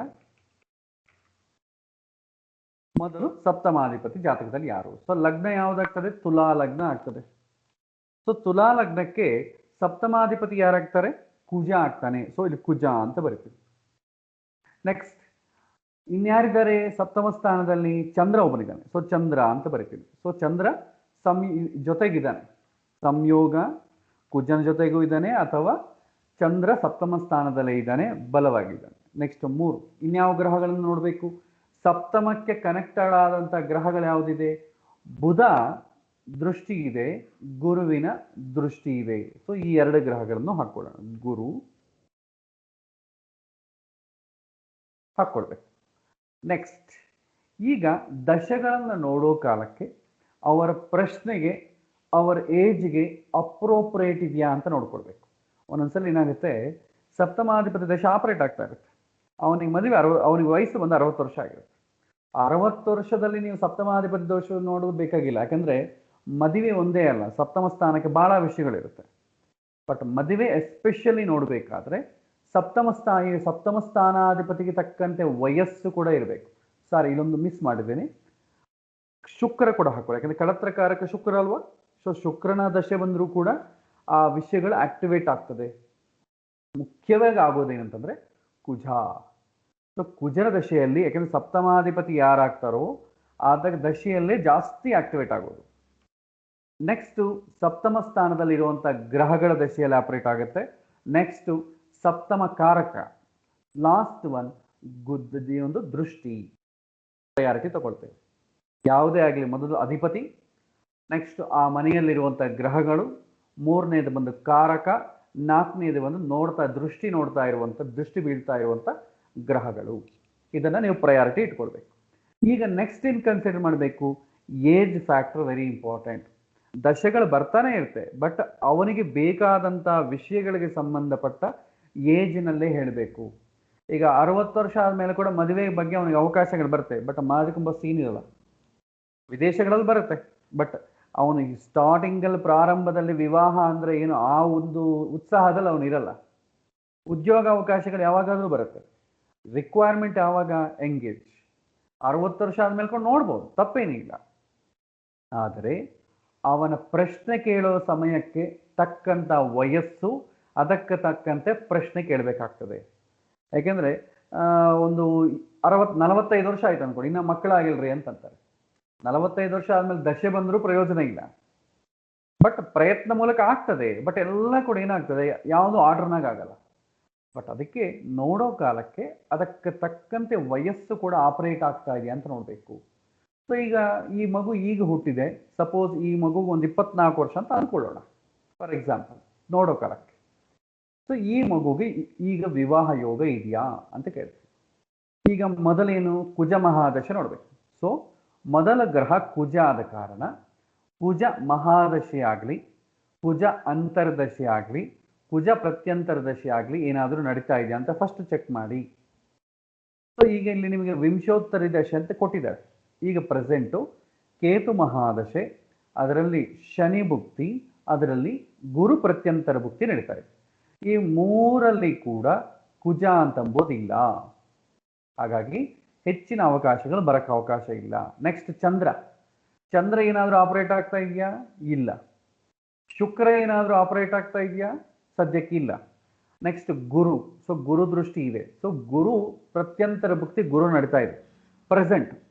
ನಿಮಗೆ ಈಗ ಆಗತ್ಯ ಇಲ್ವಾ ಅಂತ ನೋಡ್ಲಿಕ್ಕೆ ಮಾತ್ರ ಇದೆ. ಸೊ ಗುರು ಕೇವಲ ದೃಷ್ಟಿ ಆದ ಕಾರಣ ತುಂಬ ಲಿಟಿಲ್ ಸೊ ಕಡಿಮೆ ಅವಕಾಶಗಳು ಬರುತ್ತೆ ಅಂತ ಅನ್ಬೋದು. ಈಗ ಕಡಿಮೆ ಅವಕಾಶಗಳಿದೆ ಅಂತಂದ್ರೆ ಓಕೆ ಚೆನ್ನಾಗಿದೆ, ಯಾವಾಗ ಜಾಸ್ತಿ ಅವಕಾಶಗಳು ಬರುತ್ತೆ ಅಂತ ಕೇಳ್ತಾರೆ. ನಾವು ನೋಡ್ಬೇಕಾದ್ದು ಜಾಸ್ತಿ ಅವಕಾಶಗಳಿರೋದೆ, ಇದನ್ನ ಎರಡನ್ನ ಬೇಕಾದ್ರೆ ನಾವು ತಾತ್ಕಾಲಿಕವಾಗಿ ಸ್ಕಿಪ್ ಮಾಡೋಣ. ಸೊ ಜಾಸ್ತಿ ಅವಕಾಶಗಳು ಯಾವ ಬರುತ್ತೆ, ನಾವೇನ್ ಮಾಡಬೇಕು, ದಶೆಗಳಲ್ಲಿ ಈ ಕುಜ ಮಹಾದಶೆ ಆಗ್ಲಿ, ಕುಜ ಅಂತರ್ದಶೆ ಆಗ್ಲಿ, ಕುಜ ಪ್ರತ್ಯಂತರ ದಶೆ ಆಗ್ಲಿ ಯಾವಾಗ ಶುರು ಆಗುತ್ತೆ ನೋಡಿ. ಸೊ ಮಹಾದಶೆ ಕೇತು ದಶೆ ನಡೀತಾ ಇದೆ. ಕೇತು ದಶೆ ಆದಮೇಲೆ 20 ವರ್ಷ ಶುಕ್ರ ದಶೆ, ಅದಾದಮೇಲೆ 6 ವರ್ಷ ಸೂರ್ಯ ದಶೆ, ಅದಾದಮೇಲೆ 10 ವರ್ಷ ಚಂದ್ರ ದಶೆ, ಆಮೇಲೆ ಬರುತ್ತೆ ಕುಜ ಮಹಾದಶೆ. ಸೊ ಆ ವೇಳೆಗೆ ಏನಾಗ್ತದೆ, ಇವನಿಗೆ ಹತ್ರ 50-60 ವರ್ಷ ಬಂದ್ಬಿಟ್ಟಿರ್ತದೆ. ಸೊ ಹಾಗಾಗಿ ಮಹಾದಶೆಗೋಸ್ಕರ ವೆಯ್ಟ್ ಮಾಡಿದ್ರೆ ಆಗಲ್ಲ. ನೆಕ್ಸ್ಟ್ ಅಂತರ್ದಶೆ ಏನಾದರೂ, ಕೇತು ಮಹಾದಶೆ 7 ವರ್ಷವೇ ಅಲ್ವಾ. ಸೊ 7 ವರ್ಷದಲ್ಲಿ ಕುಜ ಅಂತರ್ದಶೆ ಯಾವಾಗಿದೆ ಅಂತ ನೋಡಿ. ಸೊ ನಾನೇನು ಮಾಡ್ತೀನಿ, ನ್ಯಾವಿಗೇಟ್ ಮಾಡ್ತೇನೆ. ಸೊ ಇಲ್ಲಿ ನೋಡಿ, ನಾನು ಸ್ವಲ್ಪ ಸ್ವಲ್ಪ ನ್ಯಾವಿಗೇಟ್ ಮಾಡ್ತಾ ಇದ್ದೇನೆ. ಇದು ಕೇತು ಮಹಾದಶೆ ಆಲ್ಮೋಸ್ಟ್ ಆಲ್ 2021ಗೆ ಮುಗಿದೋಗುತ್ತೆ. ಸೊ ಕುಜ ದಶೆ ಬರೋದೇ ಇಲ್ಲ, ಕುಜ ಅಂತರ್ದಶೆ ಬರೋದೇ ಇಲ್ಲ. ಈಗ ಏನು ಮಾಡಬೇಕು, ಪ್ರತ್ಯಂತರ ದಶೆ ಯಾವ ಬರುತ್ತೆ ನೋಡಿ. ಅಟ್ಲೀಸ್ಟ್ ದಶೆ ಇಲ್ಲ, ಅಂತರ್ದಶೆ ಇಲ್ಲ, ಪ್ರತ್ಯಂತರ ದಶೆ ಯಾವ ಬರುತ್ತೆ. ಸೊ ಇಲ್ಲಿ ನೋಡಿ, ಕೇತು ಬುಧ ಕುಜ ಯಾವ ಬರ್ತಾ ಇದೆ, 15/5/2021 ಬರ್ತಾ ಇದೆ.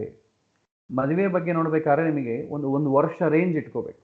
ಒಂದು ವರ್ಷದ ಒಳಗೆ ದಶೆ ಯಾವ ಬರುತ್ತೆ ಅಂತ ನೋಡ್ಕೊಳ್ಳಿ. ಆ 2 ವರ್ಷ ಆದ್ಮೇಲೆ ದಶೆ ಬರುತ್ತೆ ಅಂತಂದ್ರೆ 2 ವರ್ಷ ಯಾರು ವೇಟ್ ಮಾಡೋಕ್ಕಾಗಲ್ಲ. ಒಂದು ವರ್ಷದ ಒಳಗೆ ದಶೆ, ಅಂತರ್ದಶೆ, ಪ್ರತ್ಯಂತರ ದಶೆಯಲ್ಲಿ ಏನಾದರೂ ಬರುತ್ತೆ ಅಂತ ನೋಡ್ಬೇಕು. ಈಗ ಈ ಕುಜ ಭುಕ್ತಿ ಅಂತ ಅನ್ನೋದು, ಪ್ರತ್ಯಂತರ ಭುಕ್ತಿ 15/5/2021 ಬರ್ತಾ ಇದೆ. ಅದಕ್ಕಿಂತಲೂ ಮುಂಚೆ ಚಂದ್ರ ಇದೆ ನೋಡಿ. ಸೊ ಚಂದ್ರದಲ್ಲಿ ಕೂಡ ಆಗುತ್ತಲ್ವಾ. ಸೊ ಚಂದ್ರ ಆದ್ರೂ ಪರವಾಗಿಲ್ಲ, ಯಾಕೆಂದ್ರೆ ಚಂದ್ರ ಸಪ್ತಮ ಸ್ಥಾನದಲ್ಲೇ ಇದ್ದಾನೆ. ಹಾಗಾಗಿ 15/4/2021. ಅದಕ್ಕಿಂತಲೂ ಮುಂಚೆ ಕಳತ್ರ ಕಾರಕ ದಶೆ ಬರುತ್ತೆ, 26/1/2021. ಕಳತ್ರ ಕಾರಕ ದಶೆಯಲ್ಲಿ ಸ್ವಲ್ಪ ಅವಕಾಶ ಕಡಿಮೆ. ಸಪ್ತಮ ಸ್ಥಾನದಲ್ಲಿರುವಂತಹ ಗ್ರಹ ಸಪ್ತಮಾಧಿಪತಿ ದಶೆಯಲ್ಲಿ ಹೆಚ್ಚು ಅವಕಾಶ ಇದೆ. ಒಂದು ವೇಳೆ ನೀವು ಇವ್ರಿಗೆ ಹೇಳಬೇಕಾದ್ರೆ ಯಾವಾಗ ಆಗುತ್ತೆ ಮದುವೆ ಅವಕಾಶ ಅಂತಂದ್ರೆ, ನಿಮಗೆ ಜನವರಿಲಿ ಅವಕಾಶ ಬರುತ್ತೆ ನೋಡಿ ಅಂತ ಹೇಳ್ಬೇಕು. ಯಾಕಂದ್ರೆ ಶುಕ್ರ ಪ್ರತ್ಯಂತರ ಭುಕ್ತಿ ಯಾವಾಗ ಶುರು ಆಗುತ್ತೆ, 26/1/2021. ಇಲ್ಲಿ ಎಕ್ಸಾಕ್ಟ್ ಡೇಟ್ ಹೇಳೋದು ಬೇಕಾಗಿಲ್ಲ, ಮಂತ್ ಮಾತ್ರ ಹೇಳಿ, ಮಂತ್ ಅಂಡ್ ಇಯರ್ ಹೇಳಿ ಸಾಕು. ಯಾಕೆಂದ್ರೆ ಕೆಲವೊಮ್ಮೆ ಟೈಮ್ಸ್, ಸೆಕೆಂಡ್ಸ್, ಮಿನಿಟ್ಸ್ ಏನಾದರೂ ಡಿಫ್ರೆನ್ಸ್ ಬಂದಾಗ ಇಲ್ಲಿ ದಿನಗಳು, ವಾರಗಳು ಸ್ಕಿಪ್ ಆಗಿಬಿಡುತ್ತೆ. ಬಟ್ ನಾವು ಅಷ್ಟೇ ಆಕ್ಯುರೇಟ್ ಹೇಳೋಕ್ಕಾಗಲ್ಲ. ಅದಕ್ಕೆ ನಾವೇನು ಹೇಳ್ತೇವೆ, ಆ ಮಂತಲ್ಲಿ ಆಗುತ್ತೆ. ಈಗ ಜನವರಿ 26 ಅಂದರೆ ಆಲ್ಮೋಸ್ಟ್ ಅಲ್ಲಿ ಜನವರಿ ಕಂಪ್ಲೀಟ್ ಆದಂಗೆ. ನಾವೇನು ಮಾಡ್ತೀವಿ, ರೌಂಡ್ ಫಿಗರ್ ಮಾಡಿ ಫೆಬ್ರವರಿಯಲ್ಲಿ ಆಗ್ತದೆ, ಫೆಬ್ರವರಿಲಿ ನಿಮ್ಗೆ ಅವಕಾಶ ಬರ್ತದೆ. ಅದು ಬಿಟ್ಟರೆ ಮತ್ತೆ ನಿಮಗೆ ಏಪ್ರಿಲಲ್ಲಿ ಅವಕಾಶ ಬರುತ್ತೆ, ಅದು ಬಿಟ್ಟರೆ ಮತ್ತೆ ಮೇ ಅಲ್ಲಿ ಅವಕಾಶ ಬರುತ್ತೆ. ಸೊ ಅಪ್ರಾಕ್ಸಿಮೇಟ್ಲಿ ಈ ಮಂತಲ್ಲಿ ನಿಮಗೆ ಅವಕಾಶ ಬರುತ್ತೆ ಅಂತ ಹೇಳ್ತೇವೆ. ದಶೆಯನ್ನು ನೋಡಬೇಕಾದ್ರೆ ಇಷ್ಟೇ. ದಶೆಯನ್ನು ಇನ್ನೊಂದ್ಸಲ ನಾನೆಲ್ಲ ಹೇಳ್ತೀನಿ ನೋಡಿ. ಯಾವುದೇ ಒಂದು ವಿಷಯವನ್ನ ದಶವನ್ನು ನೋಡಬೇಕಾದ್ರೆ ಜಾತಕದಲ್ಲಿ ಆ ವಿಷಯಕ್ಕೆ ಸಂಬಂಧಪಟ್ಟ ಅಧಿಪತಿ ಮತ್ತೆ ಆ ವಿಷಯಕ್ಕೆ ಸಂಬಂಧಪಟ್ಟ ಸ್ಥಾನದಲ್ಲಿರುವಂತಹ ಗ್ರಹಗಳನ್ನು ಕನ್ಸಿಡರ್ ಮಾಡಿ. ನೆಕ್ಸ್ಟ್ ನೀವು ಕನ್ಸಿಡರ್ ಮಾಡಿದಂತಹ ಗ್ರಹಗಳು ಈಗ ಸದ್ಯಕ್ಕೆ ಮಹಾದಶೆಯಲ್ಲಾಗಲಿ, ಅಂತರ್ದಶೆಯಲ್ಲಾಗಲಿ, ಪ್ರತ್ಯಂತರ ದಶೆಯಲ್ಲಾಗಲಿ ಏನಾದರೂ ಆಪರೇಟ್ ಆಗ್ತಾ ಇದೆಯಾ ಅಂತ ನೋಡಿ. ಆಪರೇಟ್ ಆಗ್ತಾ ಇದ್ರೆ ಅವಕಾಶ ಇದೆ ಅಂತ ಹೇಳಿ. ಆಪರೇಟ್ ಆಗ್ತಾ ಇಲ್ಲ ಅಂತಂದ್ರೆ ನೆಕ್ಸ್ಟ್ ಯಾವಾಗ ಆಪರೇಟ್ ಆಗತ್ತೆ ಅಂತ ನೋಡಿ. ನೆಕ್ಸ್ಟ್ ಯಾವ್ದು ಆಪರೇಟ್ ಆಗುತ್ತೆ ಅಂದ್ರೆ ಒಂದು ವರ್ಷದ ಒಳಗೆ, ಮದುವೆ ಆದ್ರೆ 1 ವರ್ಷದ ಒಳಗೆ ನೋಡ್ಬೇಕು, ಉದ್ಯೋಗ ಆದ್ರೆ 6 ಮಂತ್ಸ್ ಒಳಗೆ ನೋಡ್ಬೇಕು. ಸೊ ನೆಕ್ಸ್ಟ್ ಇಯರ್ ಬರುತ್ತೆ ಅಂದ್ರೆ ಕಷ್ಟ. ಅವನಿಗೆ ಪಾಸಿಬಿಲಿಟೀಸ್, ಅವ್ನು ನಿರೀಕ್ಷಣೆ ಮಾಡ್ತಾ ಇರೋ ವಿಷಯದ ಮೇಲೆ ಹೋಗ್ತೀವಿ. ಈಗ ಮಕ್ಕಳು ಅನ್ಕೊಳ್ಳಿ, ನೆಕ್ಸ್ಟ್ ಮಂತ್ ಆಗುತ್ತೆ ಅಂತ ಹೇಳಲಿಕ್ಕಾಗಲ್ಲ, ಯಾಕಂದ್ರೆ ಪ್ರಾಸೆಸ್ ಆಗಿ ಎಲ್ಲ ಆಗ್ಬೇಕಾದ್ರೆ 1 ಇಯರ್ ಬೇಕು. ಆವಾಗ ಏನು ಮಾಡ್ತೀವಿ, ನೀವು ಅಂತರ್ದಶೆಯಲ್ಲಿ ನೋಡಿದ್ರು ಸಾಕು. ಸೊ 1 ವರ್ಷದಲ್ಲಿ ಯಾವಾಗ ಅವಕಾಶ ಜಾಸ್ತಿ ಇದೆ, ನೆಕ್ಸ್ಟ್ ಮಂತಲ್ಲಿ ಅವಕಾಶ ಇದೆ ಅಂತ ಹೇಳಿದ್ರೆ ಕಷ್ಟ. ಅವ್ರು ಕೇಳ್ತಾರೆ ಕನ್ಸೀವ್ಮೆಂಟಿಗೆ ಅದಕ್ಕೆ ಅಂತ ಕೇಳ್ತಾರೆ. ಹಾಗಾಗಿ ಅದಕ್ಕೆ ಪ್ರಶ್ನೆಗಳಿಗೆಲ್ಲ ಉತ್ತರ ಕೇಳೋದು ಕಷ್ಟ ಆಗ್ತದೆ. ಅವಾಗೇನು ಮಾಡ್ತೀವಿ, ವಿವಾಹಕ್ಕಾದ್ರೆ 1 ವರ್ಷದ ಒಳಗೆ, 6 ತಿಂಗಳ ಒಳಗೆ ಕೊಡಿ ನೋಡಿ. ದಶ, ಅಂತರ್ದಶ, ಪ್ರತ್ಯಂತರ ದಶಲ್ಲಿ ನೋಡಿ. ಸಪೋಸ್ ಮಕ್ಕಳ ಅನ್ಕೊಳ್ಳಿ, ನೆಕ್ಸ್ಟ್ ಇಯರ್ 1 ಇಯರ್ ಒಳಗೆ ನೋಡಿ. ಉದ್ಯೋಗ ಆದರೆ 3 ಮಂತ್ಸ್ ಒಳಗೆ ನೋಡಬೇಕು. ಸೊ ನಿಮಗೆ ನೆಕ್ಸ್ಟ್ ಮಂತ್ ಚೆನ್ನಾಗಿರುತ್ತೆ, ಆ ನೆಕ್ಸ್ಟ್ ಮಂತ್ ಸ್ವಲ್ಪ ಅನುಕೂಲ ಇರುತ್ತೆ. ಸೊ ನೀವು ಶಾರ್ಟೆಸ್ಟ್ ಹತ್ತಿರವಾಗಿ ಯಾವ್ದು ಅನುಕೂಲ ಇದೆಯೋ ಅದನ್ನು ನೋಡಬೇಕಾಗ್ತದೆ.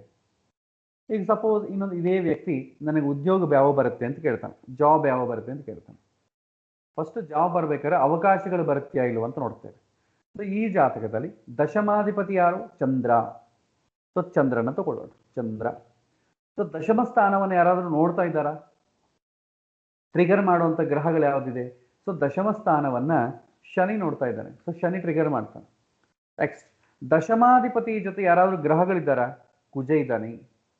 ಸೊ ಕುಜ ಕೂಡ ಟ್ರಿಗರ್ ಮಾಡ್ತಾನೆ ಈ ಉದ್ಯೋಗವನ್ನು, ಯಾಕಂದ್ರೆ ಜೊತೆ ಇದ್ದಾನಲ್ವಾ, ಅವನ ದಶೆಯನ್ನು ಕೂಡ ಅನುಕೂಲ ಆಗ್ತದೆ. ಹಾಗಾಗಿ ಮೇಜರ್ ಬಂದು ಚಂದ್ರ, ಕುಜ, ಮತ್ತೆ ಲಾಸ್ಟ್ ಪ್ರಯಾರಿಟಿ ದೃಷ್ಟಿ ಶನಿ. ಸೊ ಫಸ್ಟ್ ನಾವು ಚಂದ್ರನ ಮಾತ್ರ ನೋಡೋಣ. ಸದ್ಯಕ್ಕೆ ಚಂದ್ರನ ದಶೆ ಏನಾದರೂ ಆಪರೇಟ್ ಆಗ್ತಾ ಇದೆಯಾ? ಸೊ ಮಹಾದಶೆ ಆಪರೇಟ್ ಆಗ್ತಾ ಇಲ್ಲ, ಅಂತರ್ದಶೆ ಆಪರೇಟ್ ಆಗ್ತಾ ಇಲ್ಲ. ಪ್ರತ್ಯಂತರ ದಶೆ ಆಪರೇಟ್ ಆಗುತ್ತೆ ಯಾವಾಗ? ಏಪ್ರಿಲ್ ಅಲ್ಲಿ 15/4/2020 ಚಂದ್ರ ಪ್ರತ್ಯಂತರ ಭುಕ್ತಿ ಆಕ್ಟಿವೇಟ್ ಆಗ್ತದೆ. ನೆಕ್ಸ್ಟ್ ಕುಜ. ಕುಜ ಏನಾದರೂ ಆಗ್ತದೆ ಅಂದ್ರೆ ಚಂದ್ರ ಆದಮೇಲೆ ಕುಜ ಬರೋದು. ಹಾಗಾಗಿ ನಿಂಗೆ ಅವಕಾಶಗಳು ಯಾವಾಗ ಬರುತ್ತೆ? ನಿಂಗೆ ಏಪ್ರಿಲ್ ಮೇಲ್ ಅವಕಾಶಗಳು ಸಿಗುತ್ತೆ. ಈಗ ನಿಂಗೆ ಟೈಮ್ ಚೆನ್ನಾಗಿಲ್ಲ, ಏಪ್ರಿಲ್ ಇಂದ ಟೈಮ್ ಚೆನ್ನಾಗಿದೆ ಅಂತ ಹೇಳ್ತೇವೆ. ಟೈಮ್ ಚೆನ್ನಾಗಿದೆ ಅಂದ್ರೆ ನಮ್ಮ ದೃಷ್ಟಿಯಲ್ಲಿ ಅವಕಾಶಗಳು ಬರುತ್ತೆ ಅಂತ ಅರ್ಥ. ಮತ್ತೆ ಇದ್ರ ಜೊತೆ ಗೋಚಾರವನ್ನು ಕೂಡ ನೋಡ್ತೇವೆ, ಅದನ್ನು ನೋಡಿ ಹೇಳಬೇಕು. ಬಟ್ ಪಾಠ ಹೇಳ್ತಿದ್ದೀವಿ, ಆದ ಕಾರಣ ದಶೆ ಸಂಬಂಧಪಟ್ಟದ್ದು ಮಾತ್ರ ಹೇಳ್ತೇವೆ. ಸೊ ಅವನು ಏನು ಪ್ರಶ್ನೆ ಕೇಳ್ತಾನೋ ಆ ವಿಷಯಕ್ಕೆ ಸಂಬಂಧಪಟ್ಟ ಗ್ರಹಗಳ ದಶೆ ಯಾವಾಗ ಬರುತ್ತೋ ಆವಾಗ ಅದಕ್ಕೆ ಅವಕಾಶಗಳು ಬರುತ್ತೆ. ಇದು ಒಂದು ತಂಬ್ ರೋಲ್ ಇಟ್ಕೊಳ್ಳಿ. ಈಗ ನಿಮಗೆ ಬೇಕಾದ್ದೇನು? ಹತ್ತಿರದಲ್ಲಿ ಅದಕ್ಕೆ ಸಂಬಂಧಪಟ್ಟ ದಶ ಯಾವಾಗ ಆಪರೇಟ್ ಆಗುತ್ತೆ ಅಂತ ತಿಳ್ಕೊಳ್ಳೋದೇ ನಿಮಗೆ ಮೇನ್ ಇಂಪಾರ್ಟೆಂಟ್. ಸೊ ಇದನ್ನು ತಿಳ್ಕೊಂಡ್ರೆ ಸಾಕು, ನಿಮಗೆ ಅವನಿಗೆ ಅವಕಾಶ ಬರುತ್ತೆ ಎಲ್ಲ ಹೇಳ್ಬೋದು. ಉದ್ಯೋಗಕ್ಕೆ ಬೇಕಾದ್ರೆ ಉದ್ಯೋಗಕ್ಕೆ ಸಂಬಂಧಪಟ್ಟ ದಶ ಆಪರೇಟ್ ಆಗ್ತಾ ಇದೆಯಾ? ಯಾವಾಗ ಆಪರೇಟ್ ಆಗ್ತದೆ? ವಿವಾಹಕ್ಕೆ ಸಂಬಂಧಪಟ್ಟ ದಶೆ ಏನಾದರೂ ಈಗ ಆಪರೇಟ್ ಆಗ್ತಾ ಇದೆಯಾ? ಆಗಿಲ್ಲ, ನೆಕ್ಸ್ಟ್ ಯಾವಾಗ ಆಗುತ್ತೆ? ಆ ಪ್ರಾಬಬಲಿ ಆ ಮಂತ್ ಇಯರ್ ಅವ್ರಿಗೆ ಹೇಳಬೇಕಾಗ್ತದೆ. ಇಷ್ಟೇ ಈ ದಶೆಗಳನ್ನ ನೋಡೋದು ವೆರಿ ಸಿಂಪಲ್. ನೀವು ಜಾತಕವನ್ನು ನೋಡಿದ್ರೆ ಒಂದು ಸೆಕೆಂಡ್ ಹಂಗೆ ನೋಡ್ಬಿಟ್ಟು ಹೇಳ್ಬಿಡ್ತೀರ. ಬಟ್ ಇದನ್ನು ಕಲಿಬೇಕಾದ್ರೆ, ಕ್ಯಾಲ್ಕುಲೇಟ್ ಮಾಡಬೇಕಾದ್ರೆ, ನೋಡಬೇಕಾದ್ರೆ ಟೈಮ್ ಹಿಡಿಯುತ್ತೆ. ಬಟ್ ಹೋಗ್ತಾ ಹೋಗ್ತಾ ಪ್ರಾಕ್ಟೀಸ್ ಆಗುತ್ತೆ. ಸೊ ಇದನ್ನ ಇವತ್ತು ಕೇಳಿದ್ವಲ್ಲ, ಒಂದು ಎರಡು ಎಕ್ಸಾಂಪಲ್ಸ್ ಇದ್ರ ಮೇಲೆ ಮಾಡೋಣ. 2 ಎಕ್ಸಾಂಪಲ್ಸ್ ಇದ್ರ ಮೇಲೆ ಮಾಡಿದರೆ ಆಮೇಲೆ ನಿಮಗೆ ಐಡಿಯಾ ಬರುತ್ತೆ. ಸೊ ನೆಕ್ಸ್ಟ್ ಕ್ಲಾಸಲ್ಲಿ ಕೂಡ ದಶೆಗಳನ್ನು ಹೇಗೆ ನೋಡಬೇಕು, ಫಲವನ್ನು ಹೇಗೆ ಹೇಳಬೇಕು, ಕೆಲವಿನ ಸೂತ್ರಗಳನ್ನು ಕೂಡ ನಾನು ಹೇಳ್ತೇನೆ. ಆವಾಗ ತುಂಬ ಸುಲಭ ಆಗ್ತದೆ. ಪ್ರಾಕ್ಟಿಕಲಿ ನೋಡಕ್ಕೆ ಬಂದ ಮೇಲೆ ಇದು ನಿಮಗೆ ಅನುಕೂಲ ಆಗ್ತದೆ. ದಶೆ ನೋಡಕ್ಕೆ ಬರಬೇಕು. ಓಕೆ, ಅದನ್ನು ಸ್ಲೋವಾಗಿ ಸ್ಟೆಪ್ ಬೈ ಸ್ಟೆಪ್ ಆಗಿ ನಾವು ಮಾಡೋಣ. ಸೊ ಇವತ್ತಿನ ಪಾಠ ಇಲ್ಲಿಗೆ ಮುಗಿಸೋಣ. ಮತ್ತೆ ಮುಂದಿನ ವಾರ ಇದರ ಬಗ್ಗೆ ಹೆಚ್ಚಿನ ವಿಷಯಗಳನ್ನು ತಿಳಿದುಕೊಳ್ಳೋಣ. ನಮೋ ನಮಃ. ಹರೇ ಶ್ರೀನಿವಾಸ.